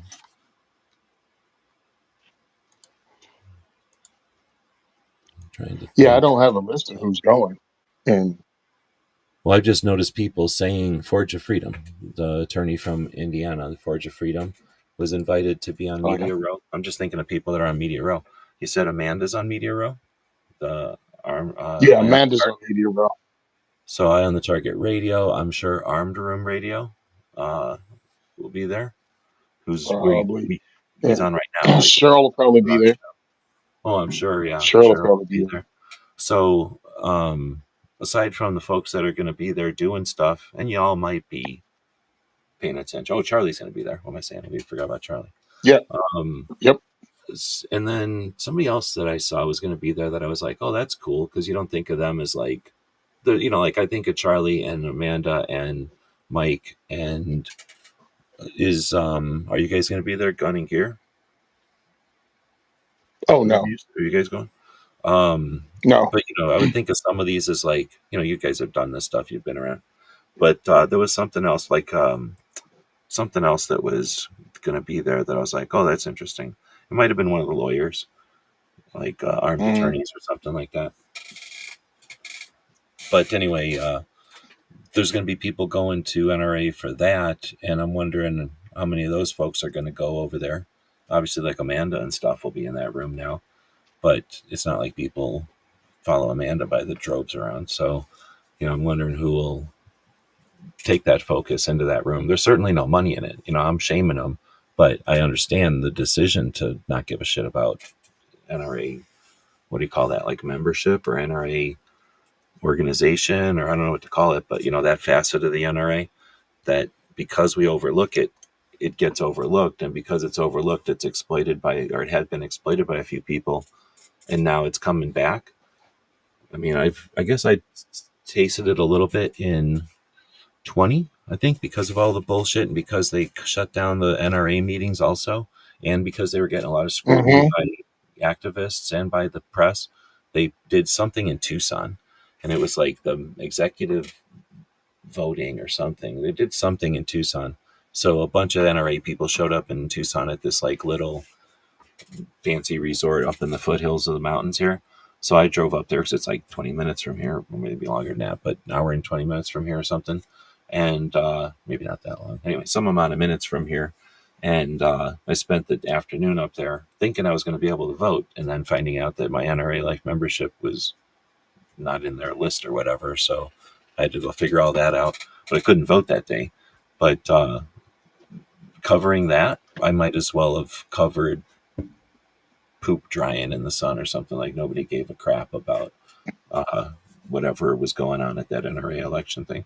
Not that there was anything amazing going on, just the fact that whatever Hmm. you call that, like the bureaucracy of it, everybody's who wants to watch that shit, and that's something that again, like how do you can't put sugar on it. Like it's just something like as adults we've got to understand that some of this stuff is drier than the fun stuff. But Yeah. again, you can't shame people into giving a shit. It's just a matter of will this be the year where enough people give a shit that it becomes cool to give a shit, and then the thing changes, and before next year, a bunch of board members jump off and reform candidates take their spots. I mean, that can happen. What does it take for that to happen? Like all those board members who are the worst live in the world and have to deal with stuff. Right now they're not bothered, and it's no big deal being on the NRA and being a jerk. If it was annoying to them, they'd not be in the NRA being a jerk, right? They'd leave their spot and somebody else would take their spot. The NRA would be run by people who give a shit. NRA would be the aircraft carrier everybody wants, and it would be sending out missions constantly next week. But just because that can happen doesn't mean everybody visualizes that and wants it to happen or sees it happening or shares the thought and is willing to pull on the rope. That's how I ended my last show. That this whole thing is a tug of war, and if we do nothing, the other Hmm. side just pulls the fucking rope away. And all the observers in the world can have an opinion on how to pull the rope, but unless you put your fucking hand out on that rope, nothing's getting done. Like the only sure thing is they're going to take the rope, right? I don't know if Hmm. this analogy holds up, but that's how I ended my show yesterday. That you know, watching somebody pull the rope, having an opinion on how they pull the rope, and thinking about how other people pull the rope is awesome. But unless you stick your hand out there, they're taking the rope, and all it really takes is everybody grabbing the fucking thing. You know, stand wherever you fucking want and grab Yeah, the I rope. mean, Like if you don't like them people, then go fucking stand over there and grab the rope. But grab the fucking rope. thank you. I like that. I'm gonna have to figure out a way to See, like use that and not I give think you there's credit there's something whatsoever. to that, right? Nobody has to do the whole thing. Nobody has to do the whole job. Some people got two hands on the rope. Some people stand there, but you know what? Everybody doesn't even have to stand there the whole fucking time. Like it's just that if we got somebody standing on the rope all the time, they're never taking it. And once in a while, we got to pull on that fucking rope. But we got a bunch of people that are Yep. content to just stand there and watch other people fucking pull the rope and then bitch about it, like from this side or from that side. Maybe that's what it is. Maybe we've got three or four teams on our side that are going up and grabbing the rope, and we've got their fans. Yeah, look at purple team grabbed the rope and did a good job. Like they touched the rope. Oh, blue teams never let go of the rope. Like green team, they touch the rope strategically at the right point. Like purple team or whatever color I'm missing, orange team. Like they're the anchor. If they weren't there, every time the other team tries to take them, the orange team is the one that keeps us here. But who the fuck is pulling the fucking rope? Little guy over there yanking on one little string, right? Like nobody gives any credit to the people yanking on the rope, trying to pull the rope this way. Maybe there's something there. Yeah, I mean, it takes us all. And again, I go join something, bro. I was just on the NSSS, because I get their emails. They send out an email every week to talk about what they're doing, what legislation is happening, all that stuff, and it's free. You can join to find out what's going on. To go around saying just you get blindsided by everything, come on, dude. I mean, if you're in the gun space, at least join one and look at that one. If not every week, which is fine, you don't want to read. Again, all I'm asking is to read an email once a week to see at least what's going on overall. If that's too much, some of the organizations have a once a month email that comes out that you can check out. But at least be aware of what's happening. That's why I say join the newsletter of at least your local one, because they'll send you out an update of what's happening locally. Oh, why? I don't have time. Listen, you, and I'm talking to the people that just say they never have time for anything. This is what happened in New Jersey. We fought it. Most people didn't participate. Most people didn't know about it. We fought against the magazine limitation ban, right? Being reduced from 15 rounds to 10 rounds. Well, guess what happens after the 10-round magazine limitation? January 1st of the very next year, if you had something that was over 10 rounds, it was a felony. And it was also, is it 8 months or 16 months per magazine over 10 rounds that you had. So if you didn't pay attention and you thought you were all good, and you bought your Beretta 92 in 1992, right after it passed the 15 round limitations, and you thought you were all good, and you got your 6, 8, 10 mags at the house, that's 80 months in jail, bro. Like you're going to jail. You're going to prison, not jail, prison in New Jersey because of those magazines. Because you had 15, because you didn't pay attention to one of the biggest stories firearms owners should have been paying attention to in New Jersey. Don't be that dude that didn't do anything, but somehow you got, let's say, red flagged. You got red flagged because you said something on Facebook that your cousin, who's a liberal or just on the other side of whatever political issue, but they decided to be vindictive and red flag you. Hi, Mr. Smith, New Jersey State Police here. You've been red flagged. They say you have a firearm. Yeah, I have this. All right. Yeah. Sir, this is a 15-round magazines. This has been illegal in New Jersey for 5 years. What are you talking about? Done. Oh, people don't get red flagged for anything. I know two people right now that got red flagged this year alone on false allegations. Two. Um, God, I hope I'm still on the show. Um, because if not, I'm talking to myself. But I know two people that got red flags so far this year, and both of them, because I'm a U.S. Law Shield sponsor, both of them are members of U.S. Law Shield, and both of them are telling me that U.S. Law Shield is fighting for them. Not that this is the U.S. Law Shield commercial, but I'm just telling you, you can get red flagged and have never done anything. One knew it was coming because he knew the person he was dealing with was petty and was able to get his firearms out of the state and secured at a facility that actually does things like this. Takes you sign your guns over to them, you pay a small fee, they hold your guns until whatever you're dealing with is over with. And he was able to take care of that. But U.S. Law Shield is still fighting for him and paying for his lawyers and all that stuff. And the other one, somebody lied, tried to have a road rage incident with him that he wouldn't participate in, but it didn't stop this other party from calling the police and red flagging him. And they have to fight the fight. But again, U.S. Law Shield is paying for his lawyers too because they're covered. Again, this is not a commercial for U.S. Law Shield. If you don't trust these organizations, totally understand. Do your own research and believe what you want to believe. Oh, but if you do join U.S. Law Shield, use my code 2A4E if you're going to use it. Help a brother out. Nothing's perfect, but you know, what do they cost? $30 a month or something? Like, Yeah, something not like that. saying that you need them, but at the same time, if you spend $30 a month or $50 a month and it's not killing you, I think you could spend $50 a month on worse things. So what is that? Five? That's like 10 cups of coffee someplace or less. So it's Something better. like that. You're better off with a little, for the obscure times when they don't work. People are overlooking the 80 something to 90 something percent of the times that they work flawlessly to help people out. And of course, they fight with each other. So they're Uh-huh. going to perpetuate or whatever the skepticism. But I'm skeptical of all of them too. And again, I'm not like telling anybody to buy them. But anyway, if you Yeah. have to buy them, then most of them give 10 or more dollars a pop to the person who refers them.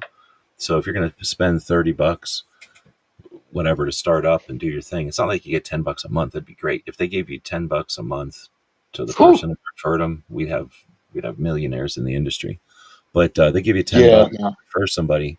But um, It's. all I'm saying is, if I you mean, don't I'll go ahead say and that say. you're being referred, and it might be more than $10, but if you're not saying Mhm. somebody's referring you, then they're just pocketing that extra money that they would have given to somebody like Tony.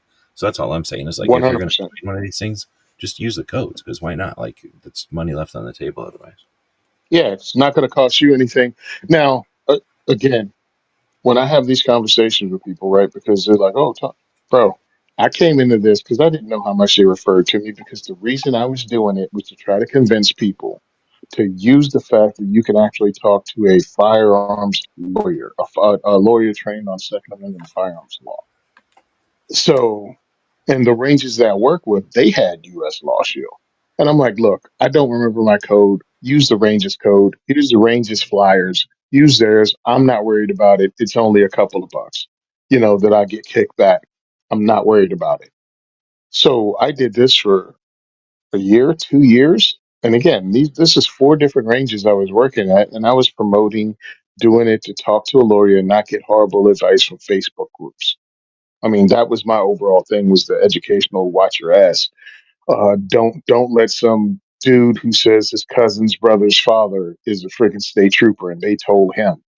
I'm like, no, talk to a lawyer directly. So then my rep called me up, right? To check in on me. Hey, we see you've been doing this for 3 years and you haven't hosted any meetings yet. I'm like, what are you talking about? This is what I do. And I explained it. And we're like, yeah, no, this is how much it is. And I was like, what? They're like, yeah, everybody that uses the code, your code, this is how much you get back. Now, to me, it was significant enough because I don't know if I can tell how much money you get back, but it's two pizzas. It's two large pizzas for the diversity shield. So I didn't tell anything. But that's cool. That's two less pizzas I have to buy. You know what I mean? That's two less. tickets I have to sell But the person was going to to buy pay the for. service anyway, is the thing. Like they were, Yeah, and if they don't say nothing, then they're just buying the service anyway, and all that's just vapor. yeah, yeah. So if you want to help me out, cool, help me out. 2A4E is my code. 2 Alpha 4 Echo, and that would help us out. Um, and again, I think it works also when you renew. You can actually talk to them first and see if you go down for my code, and I appreciate it. But I always tell people, do your own research. Don't believe in anything blindly. And then when this happened to one person that's a friend of mine and another person that I know, and it's, a relative of a friend of mine. So I heard both stories when they happened. Like, yo, you can't believe this crap. And then the very next day, one of them got hit with a red flag because one of my volunteers, again, these people have become my friends over the years, said, "Hey, I can't make it to your event because I'm helping someone move some firearms because he had a dispute with a family member." Very next day, he texted me, "Hey, how was the event last night?" I was like, "Hey, it was really great, man. We weren't in much of a bind. We had extra volunteers." He was like, "Well, let me tell you what happened." The very next day, this person's relative red flagged him with false allegations, and they'll probably be fighting this for months. But he said U.S. Chill took care of it, and he was able to put his firearms into this business that actually holds your firearms for you. You do a complete transfer and everything to them, so you don't have access to your guns until whatever incident, is over with, and then you can come get your guns back. But in Huh. New Jersey, if the cops seize your firearms, you might get them back a year from now. They've done dirty crap, because the police are on the FFL. So what they do is they turn your firearms over to an FFL. And we've had FFLs do jerk off stuff like make you pay to get your gun back.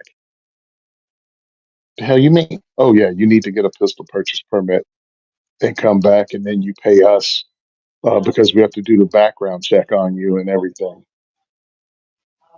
It's like you got my gun from the cops, jerk off, and I already have a pistol purchase permit for that firearm. Why would I give you another one? You know what I mean? Why would I go through fingerprinting and a $50 process to pay you another $45? So you end up paying almost $100 to get your gun back, or you take it to the service and they hold it for you. Well, I'm a little distracted here. I had this brownie that just came out of the oven, so it's super hot, and I was scooping some chocolate ice cream on top of that, and then I was adding Nice. chocolate syrup on top of that, and then I put some chocolate whipped cream on there, and then I was adding some chocolate sprinkles. But it just didn't seem like I had enough chocolate, so I threw all that away. And I heard the last part of what you're talking about. Oh, Mr. Knives is out there. Welcome. Um, Oh yeah. well, I could see it from the gun shop's point of view that if their hands are tied and they have to go through all that procedure, just like universal background checks is bullshit. Um, right? When everybody says, "Oh, blah blah blah," there's some safety, blah blah blah, but of course they don't understand the procedure, or if they do, they're happy that it's onerous. But a shop just doesn't automatically have time to what do you call it? Run whatever the each state's a little bit different, but for the most part, run the 4473, let's say, and do whatever needs to be done to officially take the gun out of their possession and put it back in the possession. In this case, in the back in the possession of whoever's came from, right? You know what I'm saying? Like if it takes their employees 15 minutes to do that, and they have to do it for 10 guns, then that's some amount of hours worth of time, right? So I could see it being a thing where hey, like the cops give it to us, they don't give it to us with a check. Now, if that's happening, like if the cops are like, here's all these guns and here's $100 per gun for doing it, then yeah, you shouldn't be charging the victim of this whole thing. But it's the other way around. If it's the cops are like, here, gun shop, you deal with all these guns, and then ATF says, here's the Oh, bureaucracy you have to deal with in order to transfer them, then it's like I understand that everybody's getting squashed there, but it's like does the gun shop have to pay for this? Because the gun shops all go out of business if that, you know what I mean? Like they It Well, was see, here's the all right. Let me go ahead and back up. So I've been talking to people about this and talking to people affected by this, and what it is a ploy by the local police department to be spiteful. They can give you your gun back. They don't have to transfer the gun to you because they didn't transfer it away from you. That's them doing shit to show you that you won, but they still won. There's no reason for them to transfer the firearm to you and transfer the possession of it away. And you haven't been convicted of anything. They took your product, they took your property, they could give you your property back. It was never transferred to them. It was never transferred out of your name. that's a good So point. yeah, anything. Yeah. Oh, he got. I think he was getting garbled there. Something happened. Um, talking about Liberty Doll, talking about New York. I heard that New York passed a thing about the credit cards, but I didn't see that part of it. I'll have to look. Yeah. He garbled and then it So broke we off. have to pay attention. We don't have to pay attention to everything, but we have to pay attention to what happens locally in your area. And when you find out that local PD are doing things like this to be spiteful, most people don't know. They're not on the boards, you know what I mean, and finding out what's happening to people. And they don't talk about it. If you're a hunter, your friends aren't gun guys. More than likely, your friends are just other hunters. So you bring it out for the season, whatever season that is. You zero the gun, and you guys go hunt with it, and that's it. And one he likes guns, but he doesn't. He doesn't know about legislation. He doesn't know the dirt they do. And everything, is new to him. If you're doing it for the first time, that's the way it always is, right? Oh, it's always like this. Bro, this is your first time. No, that's not how it always is. They changed that law 3 years ago. Oh, I did not. So people don't know about that. It's up to us to at least let them know and make them aware. And then when they look at you and you go, that's the way it is, bro. What do you want me to say? That's the way it is. We can fight it. We need you to help fight it. This is where you can join. This is what you can do. And that's how usually my conversations start about diversity shoot, what I do. Like right now, no one's still talking, no matter how much we try. No one's talking about the fact that New Jersey carry permits being denied to uh, black people who are qualified to carry at 10 times the rate as as whites statewide and 50 times in one county.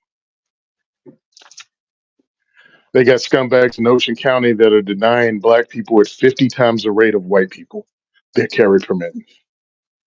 Again, qualified people. They're just taking it upon themselves. It says, no, you can't carry, even though you have multiple firearms and passed every requirement the state requires of you.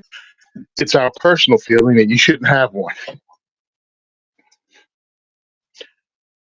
How ridiculous is that? And there's nothing you can do about it. Now, me, I have Well, no, there's stuff Utah. that can be done about it. It's like the individual has very little to be able to do besides protest, but as a group, again, we don't.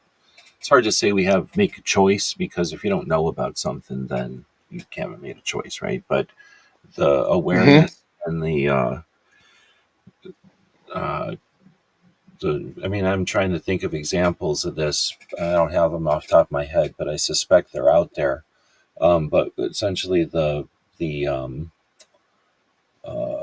momentum or the like, once you've seen it happen, you know it can happen, and then you look for ways to make it happen, effect or phenomenon, and that is a thing. Like right now, like you're saying, you're talking about one specific instance in New Jersey, but how often is something like that? I don't know to say, like similar things happening in different ways in different areas, and why isn't there organizations or an organization? I'm thinking of like a John Lott type of person who's paying attention to that. Like we certainly have enough Mhm. resources. I mean, you could have a robot do that. All you'd have to do is have the inclination and the motivation, and I guess the resources to do it, but that's actually easier and easier in 2025. But I think, just to interrupt you there, like, it is difficult for the individual to do anything about it, but I think that that's an opportunity for the community, or for whatever you want to call us, the community slash industry slash, gun owners, whatever, a lot of people. So, but it's an opportunity for us to come together to do something, and then to appreciate and to get the benefit of some wins. And getting a win in a lawsuit, I'm sick of already. Like, we've Uh done huh. that since the beginning of time, and it takes forever and it costs a lot.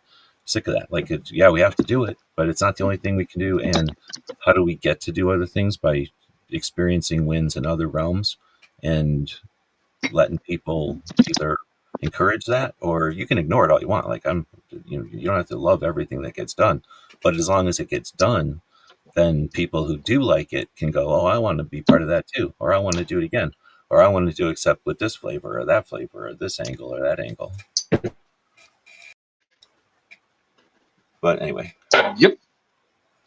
there was a question, and this actually came from Instagram. Every once in a while, I go look at Instagram and I'll shut up because I said nobody was saying anything on Instagram. It's more like I didn't scroll up enough. So, how is this? Rogue, I think? Something. What's the best? And this is an actual gun question too, so I feel bad that we didn't answer it. They're probably not there anymore, but we're going to do it for the for the sake of it. What's the best budget-minded magnifier for red dots? So you're definitely going to know this better off the top of your head than I am. Yeah, you need to check out. Oh, 9 millimeter got him. This is definitely the 9 millimeter effect. The caliber is not really all that good, and it does stuff like this.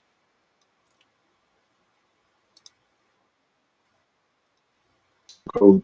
I would tell it to you, but you got to do some legwork. But it's 15%, so go check it out. No, you broke up. You dropped out. I don't know if you noticed. You dropped out, but Apple is one of those sharply. organization companies that bring their stuff in from the same factories as other companies from China, but they don't charge as much as these companies do. They test it to them. I figured it out. That's the tariffs doing this. He's getting tariffed. His internet's getting tariffed. He can't afford the internet tariffs. I don't know what he was saying. He was saying something about some kind of optics that you can get that don't charge as much as other companies, I think. So, best budget minded magnifier. I thought magnifiers for the red dots were cool for a minute. But what do you do with that magnifier when it's not being used? Do you toggle it out of the way? Like some sort of a angled, what do they call that? Like hinge type of thing, where it angles out of the way and it's just always on your gun, kind of on a 45, angled out of the way. And then when you need it, it snaps into place. So now you've got the cost and the weight and the size of that magnifier stuck on your gun. Or do you have it like in your hand, like a monocle? What do they call that thing? A mono- monocular. There, it took me a minute. Oh, there's Tony. Are you back? Weird. When I put him in, it mutes him. When he's in the back, I can hear him. So he's turning red for me. Does he turn in red for everybody? I think that's a bad, like a poor connection indicator when he's red like that. See, because then he docked out. Wonder if he turned red on the screen for everybody. So, do you have a monocular where you're holding it in your hand and it like locks into place behind your red dot? Those were pretty cool too, because then you could use them as a monocular, literally as a magnifier, one single tube magnifier, and then when you needed to, stick it on your gun. So I could see both of those, but then I would say, one, why do you got a red dot on there? What are you trying to prove? Like, who are you trying to support here that you got about red dots on your shit? Yeah, I was saying, can you hear me now, Tony? Like when you would show up, like for one, you for a while now you've been garbled and then you kept dropping. But when you come back into the room, I can hear you, but then when I put you in the live, it mutes you. Okay. So he's going to restart and come back on. We've been chatting through the main. He just came in through the front door and said, "Hey, what the hell?" So I don't think he knew that he was disconnecting. I think he was just talking, and all of a sudden he just wasn't there. But it was like he was, a plane trying to take off there for a bit, and then he never took off. So that's my question: is one, why do you got to put a red dot on there? If you need to put a red dot on there, then does it work with the magnifier? Is it some other brand magnifier? And then which way are you going? Because if you choose, no, I don't got to put a red dot on there, you're free. You can just go live a wonderful life, save all that money, buy another gun, buy some training, buy more ammo, save it, buy e-bits or something, live a happy life, go on a vacation. Or you're like, no, I got to waste this money on a red dot. I got to be just like the Joneses. I got to keep up with them. They're putting a red dot on their gun. I got to put a red dot on my gun. I got to put a red dot on every gun. So you got to put your red dot on there. And now what? Are you going to buy one that incorporates on there somehow? Like it's the same brand or it's designed to fit with it? In which case, now you're locked in. You've got to buy whatever they made for it, right? Um, then if you don't care about all that, is it going to work with it? Like some of them are square, some of them are round. Sometimes that makes a difference or not. Some of them have different offsets. I don't know, whatever. So now you got to, buy it within the parameters of whatever red dot you decide to buy. Then you have to decide if it's going to come off or not. And I think those are big decisions because if it's going to come off, yeah, you can use it as a monocular, but now you got to deal with it. What if you leave it at home? What if it breaks? What if you lose it? Is it going to be tethered to your gun? That doesn't work. Is it tethered to you? That doesn't work. So you're going to lose that thing. If it's on the gun all the time, come on. How much crap are you going to put on that gun? You're going to get mocked. The same people who insist you have a red dot on there are going to mock you for having too much shit on your gun. So you just went into the catch 22. I call it the 9mm of catch 22s. So I don't think there's an answer to this. I think it's really on the big picture. There's no answer to that. Here's the best answer, and no one's going to like this. Half the people are going to like this, and half the people are going to hate this answer. Have friends that have really expensive ass shit, and then you get to go play with all the expensive ass shit and decide if you like it or not. But you never had to buy none of it. That's my suggestion. If you can't do that, go hang out with people that have expensive ass shit. Like even if your friends don't, you can find people that do. Just hang out with them, watch them do their thing. I got a lot of info when I was working at the range. I volunteered at the range. So if you have a county range nearby or some kind of a public range that, or maybe even a club you can volunteer at, maybe get paid. I mean, shit, get paid to work at the range. That'd be cool. Probably have to do stuff. Not getting paid was nice because I never had to do any of the really bad work. The actual work that had to be done at the range was done by people that got paid to be there. So I did like volunteering. But that would be one way. Tony's back. Okay, that was freaking frustrating. Nothing got through, huh? No, you probably were talking for a while. I think it was like an airplane taking off or landing. Like it was like skid, skid, skid. Like, and you'd come back, but it would mute anyway. So I'm sure you were just talking the whole time. Oh, dude, I gave three options and the codes for 'em. All right, Go ahead. let's do it again. All right. Of course, I'm on Firearms Insider Gun and Gear Review podcast. If you go to our show notes, you can click on and go through and get our discount. So, Ataball, Gideon Optics, and Primary Arms. Those are three companies that sell magnifiers that also deal with us. You can get a discount code. I think two out of three of them, and one of them is a what do you call them when people buy stuff and we get a kickback? An affiliate. Uh, yeah, affiliate links. So Yep. we got discount codes and affiliate links. So you'll get something out of either one of those three. I know the owner of Gideon Optics, great dude, Second Amendment advocate, and a kick-ass mofo that actually bought a gun show that tried to pull his freaking products out of it. He bought the entire damn gun show. So awesome dude, and they've sent me stuff. But all these three companies, they bring in these Chinese optics, but they have good quality control on them. So you're getting a good product for the amount of money that you're spending, and it's up to you, which one you buy. But all of them are around the same price point. But I thought it would just be cool, to name the three that I know about. My guys have used, if not me, we've actually used the product. And yeah, I was listening to some of the show. Yeah, when you use a magnifier, it flips over to the side. Flip it out of the way. I've watched the industry change. They went from you should have a magnifier to you should have a LPVO to now you can have a magnifier again. I'm a little sick and tired of the industry dictating what you should and shouldn't have, as if your gun just became useless because a new product came out today.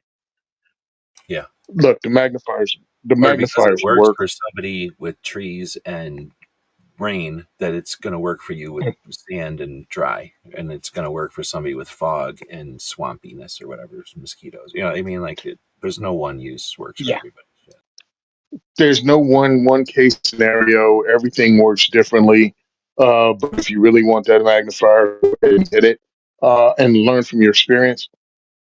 Because it used to be you could only buy high end because the glass would be tinted blue and it would kind of suck. All that's gone now. All that's technology's caught up and made it cheaper. We said it was going to happen at the time, and it 100% did. We just didn't know there'd be this many damn companies out there, but it did. And I'll say it. I usually say it on our podcast. We're in the golden age of this, man. This is the time where we have so many products that are good at the good level. Like it's a good enough product for you to run for what you really want it to run for. What do you call it? Entertaining, recreational, even home security and home defense.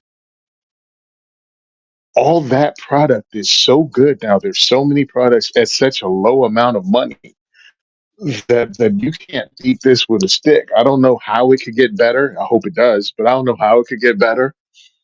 And we should take advantage of it. And even if you go, all right, I've never used a magnifier, I want to check it out. For less than $300, you can get this magnifier, run it, and go, hey, I like this, and this is the best thing since sliced bread. Or you go, hey, I tried it out and I didn't really like it. You're not going to lose that much money on the secondary market if you get rid of it. It was like renting it. Or if it's not, what was that? Like you're saying, like let's say you spend 300, you sell it for 200. It was like renting it for 100. Yeah, it's like renting it. Or if you didn't like it, but it wasn't horrible, put it on your second AR. That's the brother-in-law gun if you ever need it, or somebody else might like it, or you could introduce somebody using that and they might dig it and buy it off you. That's And like that could the be your that's the advertising thing. that's the pusher acting like, yeah, you just got ARs laying around, and more like, oh well, I don't like this optic because there's a better one, so I better build a new AR to put this old optic on. It don't take much to make you want to build a second AR. Man, my second AR came so fast. I was like, "Holy crap! I got a second AR. Where'd that You've come from?" seen the it was on Instagram. You probably seen it. It was one of the gun shops did a thing today with the thing where it goes, how many guns should somebody have? And somebody goes, 5 guns. And then they go, oh, that seems like too many. That seems like you're an enthusiast. Like, no, enthusiast is 15 guns. Like, oh, no, that seems like a collector. Like, no, a collector is like 100 guns. I don't remember how far it goes, but then they go, oh, that sounds like a psychopath. Like, no, a psychopath has 1 gun. Like, 1 gun? That sounds like a gun enthusiast. No, an enthusiast has 5 guns. And then it just repeats in a circle.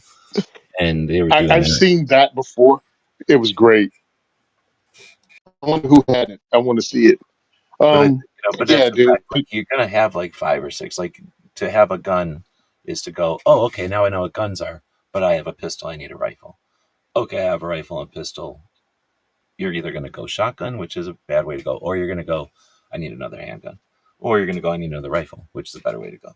So you know what I mean. You're gonna go on one of those paths, or some people go, guns ain't for me. I'm gonna get rid of this gun. But no matter what it is, like you just said, like you can either find the new platform to put the thing on you don't use that much, go to the gun show or some shops or whatever and say, "Same for me. What if we trade it on or whatever?" Go to some kind of place where there's some kind of trade thing going on. So just go to some other person. How many slings and magazines, will you trade me this optic for, that kind of thing. Or like, I don't like this anymore, so just sell it, sell it. But Yeah, so don't get caught up around the axle. I say if you can come in, I hate using the word budget level or entry level, but economical level. If you can get in on this, you still got a quality product. You didn't have to pay a lot of money for it, and you can determine whether or not that's something you want to. If you go too cheap, you're going to get a piece of garbage. It's going to look like crap. It's going to break immediately, and you're going to go, all these things well, suck. You and know it'll what I be mean? heavy. It'll be heavy and not be all that great. So Hmm. that combo makes them seem shitty. And my first magnifier specifically, since we're talking about magnifiers, was back when they were Hmm. expensive but super rugged and super nice. But they were rugged and big. And I bought a cheap one, which meant same size but made out of shit metal, like heavy metal, instead of fancy metals and coatings and stuff. And bad glass, which meant thick, shitty glass instead of fancy, thin glass. um, just like when you buy glasses, you pay a lot of money and your glasses are thin and they're nice, and you buy cheap glasses and they're made out of plastic and they look like Coke bottles or whatever. So it's the same kind of thing with optics.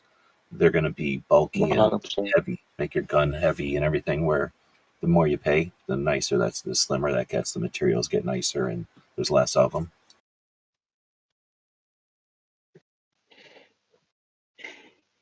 Yeah, so we're in a good spot. Take advantage of it. It is right now because Glock announced what the other day that they're not making a whole bunch of models anymore, and I'm like, What? okay. Like, oh yeah. I didn't hear nothing about a Glock announcement. Uh, Usually people are going to talk shit about it, so that's how I'd hear it. hold on. Who? Guns.com has an article on it.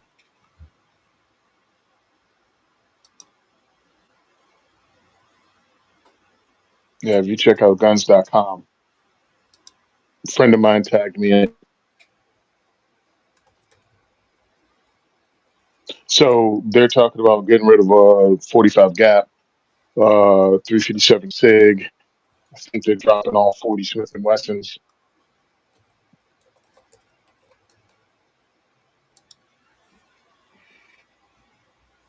They're getting rid of all these. I think that's what it was, right? The article. You find it or you look it up at all or no? Leaked Glock. I'm looking at something else. It's not guns.com, but it says leaked. Glock's discounted dealer list reveals what's getting phased out. Sounds like what you're talking about. Hmm. This is from April 5th. So, yeah, that's from this month. It says it's not a simple catalog cleanup, it's a massive product overhaul. It includes everything from legacy Gen 3s to Gen 5 pistols with factory optics cuts. Oh yeah, here it is. Woo, woo, woo. All right, this was an AI. Let me bounce out of that. That could be wrong. Discontinued pistols, Glock Perfection. Is something coming? Discontinued Glock models.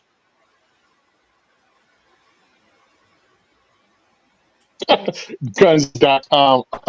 Guns.com articles entitled "It's Glover." Glock decides to discontinue dozens of legacy models. It would appear as many as 26 models and 100 SKUs have been removed from the company's catalog. So most gun models appear to be arcane or aging calibers, such as 357 SIG, 40 Smith& Wesson, even in Gen 5 models, and 45 Gap. Also gone are the few remaining production Gen 3s and most of the Gen 4s. Anything with upgraded sights, such as the Ameriglow blocks or the Glock Night sights, and the new Glock 49, gone. I can dig it. So I that's mean, for sure. one, people hate Glock or they love Glock.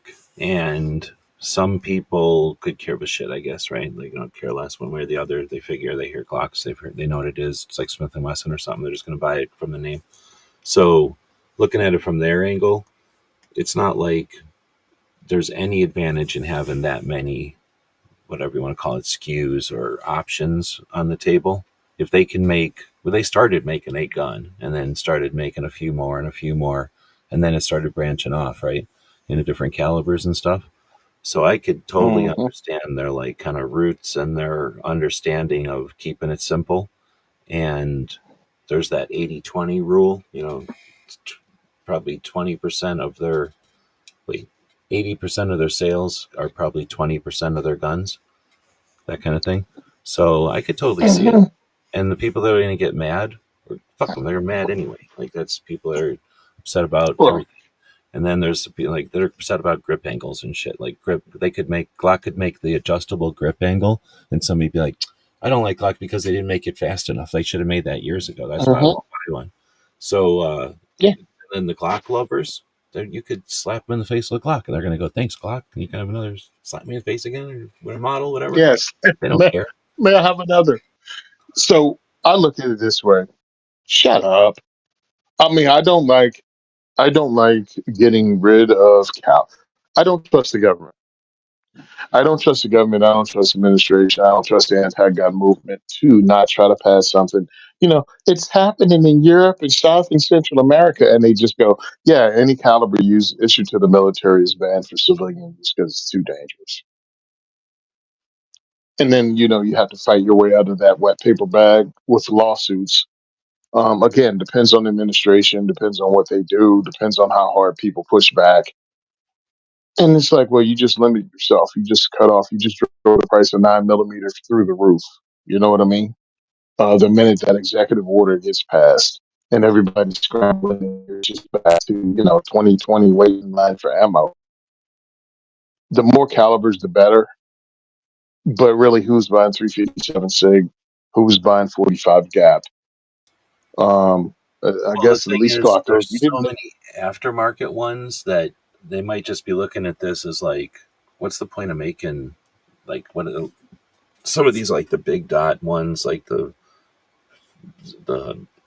what is FXD? But I saw some of these said big dot, so I'm guessing some of these are just cosmetic differences, like the ones with this sights instead of that Yeah. sights.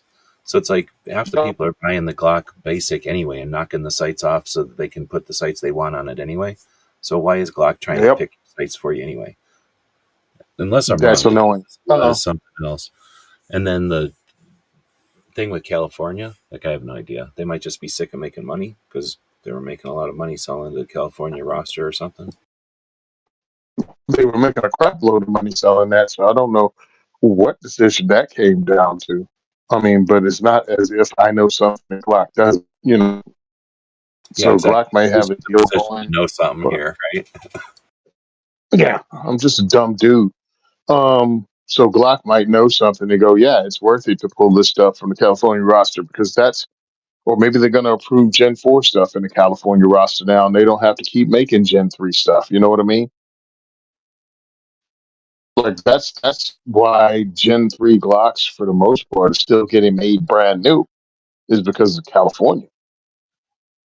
Now, from what I was told before, and you probably know more than me, but to get on the California roster, you have to send 10 examples of each gun to the California Department of Safety. I forgot who it has to go to, but somehow the police get it. And what they found out is way too many of these cops were selling these guns later on the secondary market. So if you have your Glock 20 Gen 5, right, you'd have to send 10 Glock 20s, 10 Glock 29s, 10 Glock 40s. And then if they were a different color, you'd have to send each different color. And if you had to have a different sight on it, like the Ameriglo sight, the big dot sight from XS, you'd have to send 10 of those. So if you had 6 different SKUs from Glock, you'd have to send California 60 guns for them to test out to see if they qualify to pass. And that was still no guarantee. And they had 60 of your firearms. And then these scumbag cops turned around and sell them on the secondary market, making crazy money. Like instead of supplement income, they were getting the whole entire income. So who knows? I figure at this point we should probably trust Glock in knowing gun business. They may know what they're doing and what they're talking about. I am going to try to refresh my screen because I'm noticing that the last comment I see is this one from Mike White 19 minutes ago, I think. So Yeah. I think I might be glitching too here. So I don't think it's all on your side. I'm going to refresh. Hopefully, it doesn't kill the show. I've never refreshed this system before. So we'll be Okay. back next week if it ruins it. Otherwise, I'll be back in a minute.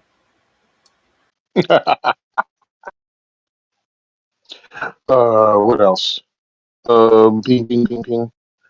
I don't know about anybody else, but anybody else think about? I might want to get a 357 Sig Glock if I can find them on sale because with a barrel change, I can have 9 and 40 and 357 Sig, right? Yeah. So I think it's something I want to check out. Hey, I only see me on here, so maybe I'm running the show now. Look at me, I'm the captain now.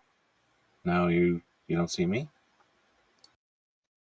All right, yeah, I see you on this. I was just looking at the regular YouTube show. Yeah, okay, All right, okay. I That's see on a you. lag, so that's fine.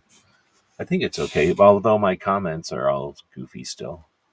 So I don't know. I could attribute that Mhm. to running it on Rumble and Instagram. X and YouTube seem to not care. Like they're pretty cool with each other, but I'm wondering if the way that the stream needs to have a key from those others, if that's not screwing with it. And when you sign up, when you stream to Rumble, there's an option for a dynamic or like a key each time, and then a permanent key. So I'm wondering if I picked the right options on these things. So anyway, and we're 2 hours in, so if there's, I have no idea really how streaming even works. Honestly, it's something I haven't looked that hard into in a while. But I'm just assuming if it's massive files sizes that are, like a ribbon running out, on the internet, or being streamed out onto the internet, at some point that ribbon just gets unwieldy to deal with as a, RAM and computer thought or whatever. So it just might be that we're getting on an extreme, you know, lag on the server, I guess, or strain on the server, maybe. I don't know. Am I even coming through at this point? Is people hearing me and Tony? Yeah, Uh, because I'm hearing you, but okay. I don't think, did we hey, this miss is any? crazy. Go ahead. Go ahead. I was just to say, do we miss any questions? Because, like I say, my comments aren't coming up. The last one I see was that I starred was one Mike White was saying. Liberty Doll posted about the New York banks are required to track your gun purchases. Is that a real thing? Because that seems like a pretty big jump in their playbook. I've never heard of that before. Yeah, I actually saw that as a headline on something that I was scrolling through.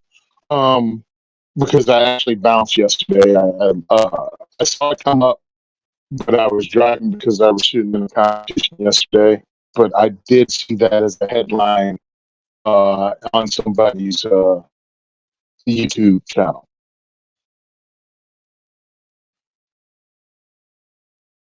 Now, if they're talking about um, the idea of credit card companies putting a new slot in there between, like in addition to sporting goods stores, where it'll say gun shop instead of sporting goods store, or gas station, or Mhm. bar, or liquor store, or something.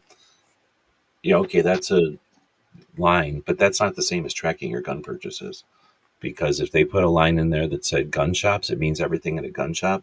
So safes and ammo and anything else you might buy at a gun shop is going to be on that same code. And if they did make it a separate code for just guns, I've never heard that one yet. So that could be the thing, I guess, where if they said not just gun shops, but now a separate code for just every time a gun gets purchased, and somehow the state has to get a report of that. Like I say, that would be a new tactic in their playbook. So I'd be curious to hear about that. I mean, when's the last time you heard of a new tactic in their playbook?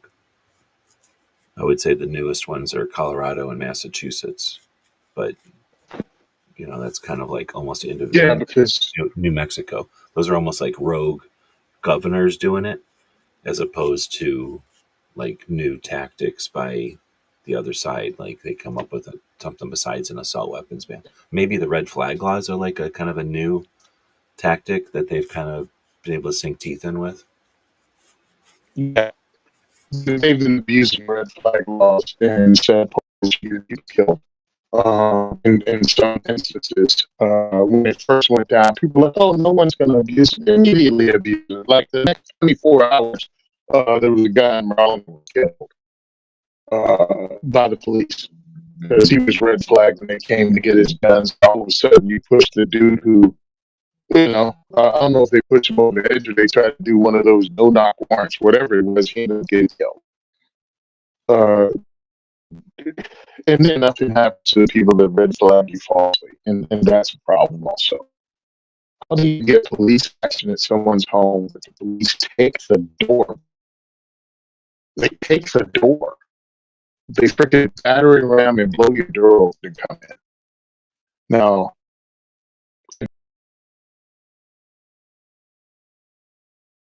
And now I'm not sure if it is Tony or if it is my side, because maybe it's my side just glitching him out all the time.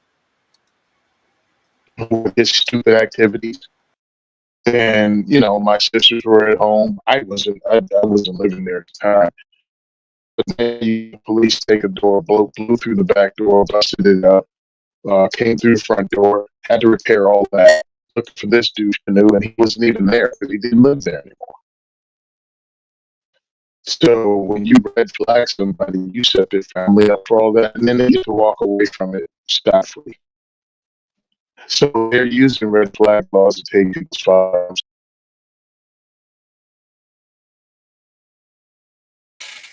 Dang, I was just hearing him again.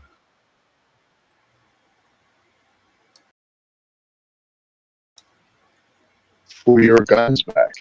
All because some people wouldn't read the fine print and others wouldn't listen to cautionary tales from people like myself about not trusting the government with your rights. Take them away first and then prove you didn't do something wrong. And then the ineffectiveness of it all. If that person is dangerous, you need to remove that person from society, not that person, one of that person's life. Well, I'm blaming 9mm for this. As you know, 9mm has a lot of negative consequences, and one of them being a lot of people will stack it next to their Wi-Fi signals, and because it's such a bad caliber and it's made so poorly, it'll absorb those Wi-Fi signals. Oh, now he's wiggling, but I don't hear anything. So is that on my end? Do you hear Run anything? over you in the parking lot with their car away to beat you with a stick away. You didn't take any of that.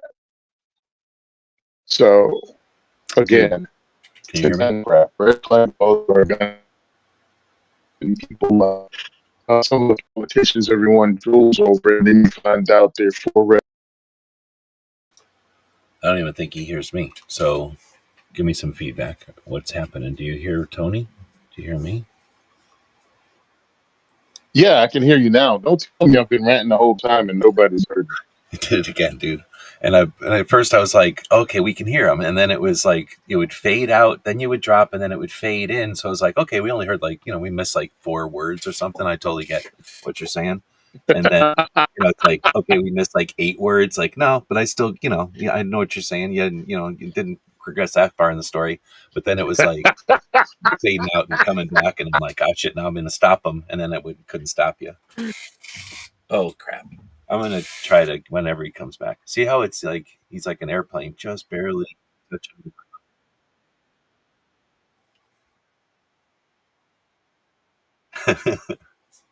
Oh, I gotta People walking by that stopped on the sidewalk and were applauding. You guys missed it drop though. money. Like it's crying a little bit and dropping a couple of bucks. Oh yeah, they threw money in my hat. I have a I have a picture of Washington on my wall, and it wept. Jeez. Right. Well, I'm gonna say let's cut it. I'm thinking it also just might Yeah, this system is probably stressed, and at least I'm guessing. I have no idea. Otherwise, just a bad day for our internets. that's That all. being said, It's no though, big deal.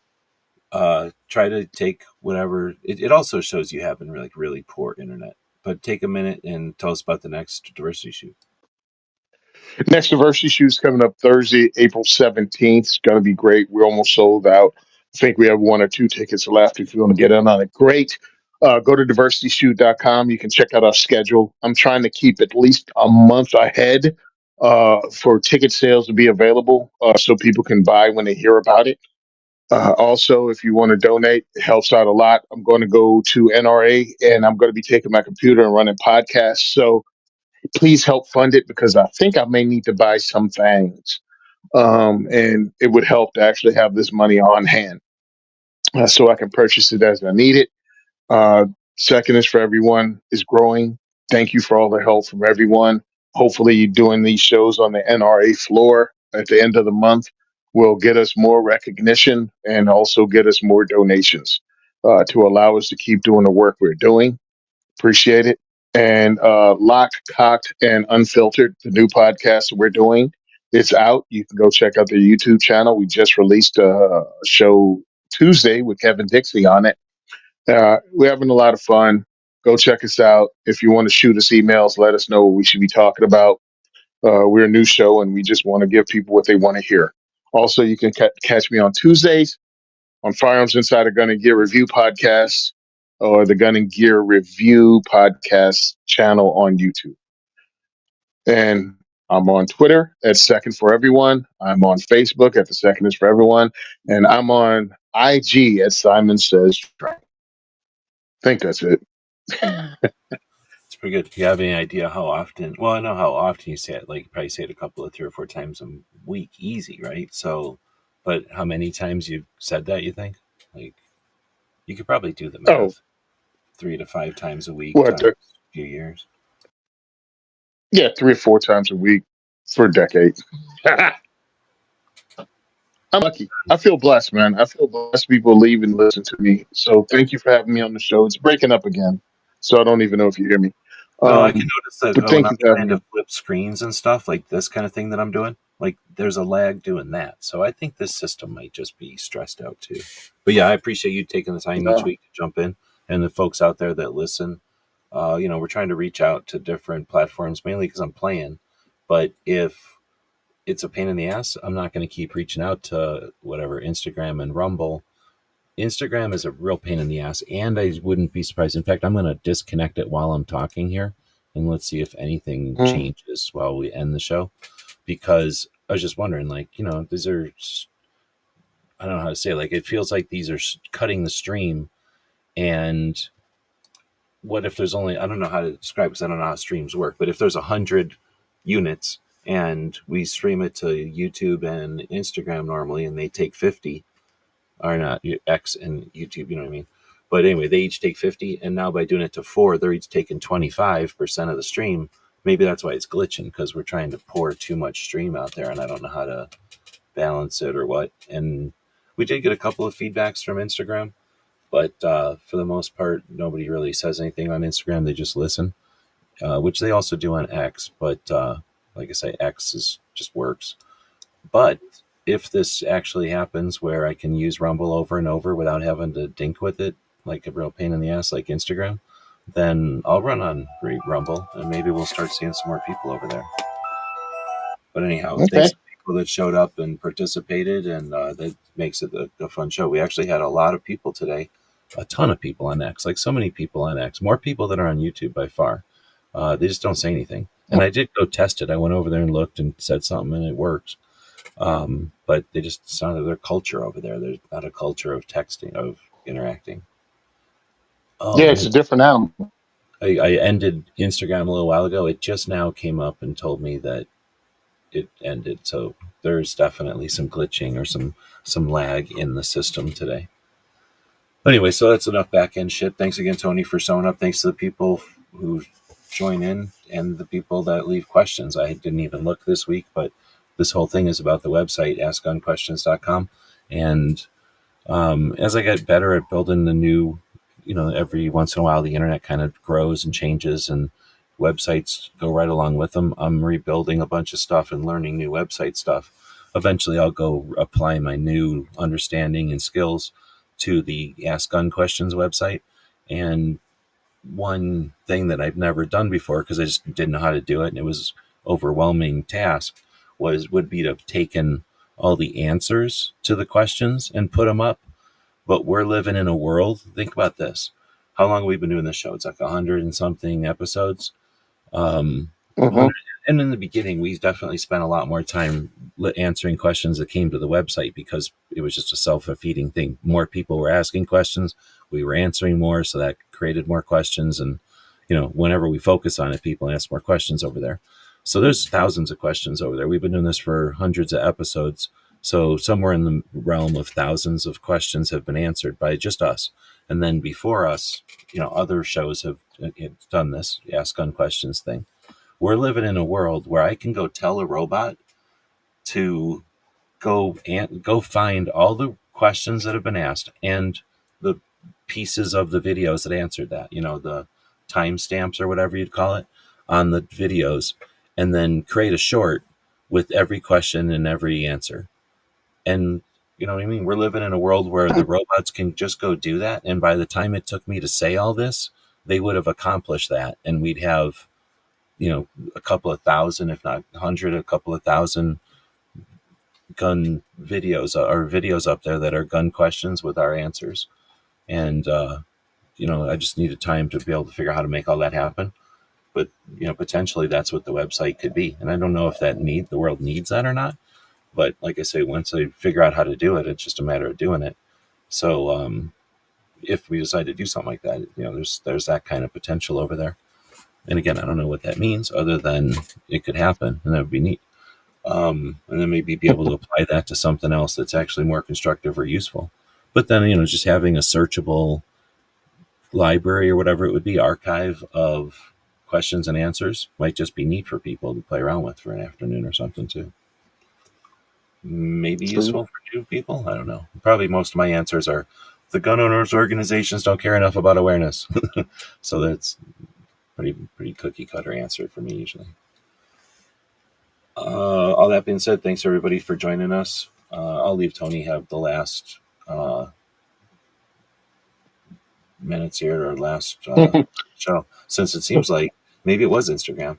I mean, you haven't really said nothing, but I haven't seen any indications that you're glitching in and out or nothing. So maybe Yeah, I have no idea. take it away. We'll end I with have whatever. no idea. Whatever. Okay, look, thank you for everybody who's been listening to me for years. Donations help a lot if you want to donate. Get out, join a Second Amendment organization. If you have firearms you use for personal protection, especially if it's a handgun or something, see if you can get in a competition and shoot that firearm under a stressor. Just find out what your level of unconscious competence is running your gun. Leave your ego at home and just see how good you are. I just shot yesterday at an event, and I scored. I beat my last highest score. I did my personal best yesterday with a pistol. Feeling really good about myself because of the skill set I know I possess because I just tested it. And also, have fun with this. Don't be so caught up in it that it just becomes a chore. And I think that's what many of us do. And we get so caught up in the Second Amendment advocacy part that we get frustrated and just want to walk away from everything. Have some fun with it, make some friends. That's one of the great things about advocacy that I found out that you could actually make some really decent friends, and everything doesn't have to be about this part of it. So, hey, go out, catch grass, have some fun. Don't let the message get you down. Come back and fight the next day. Thanks for listening.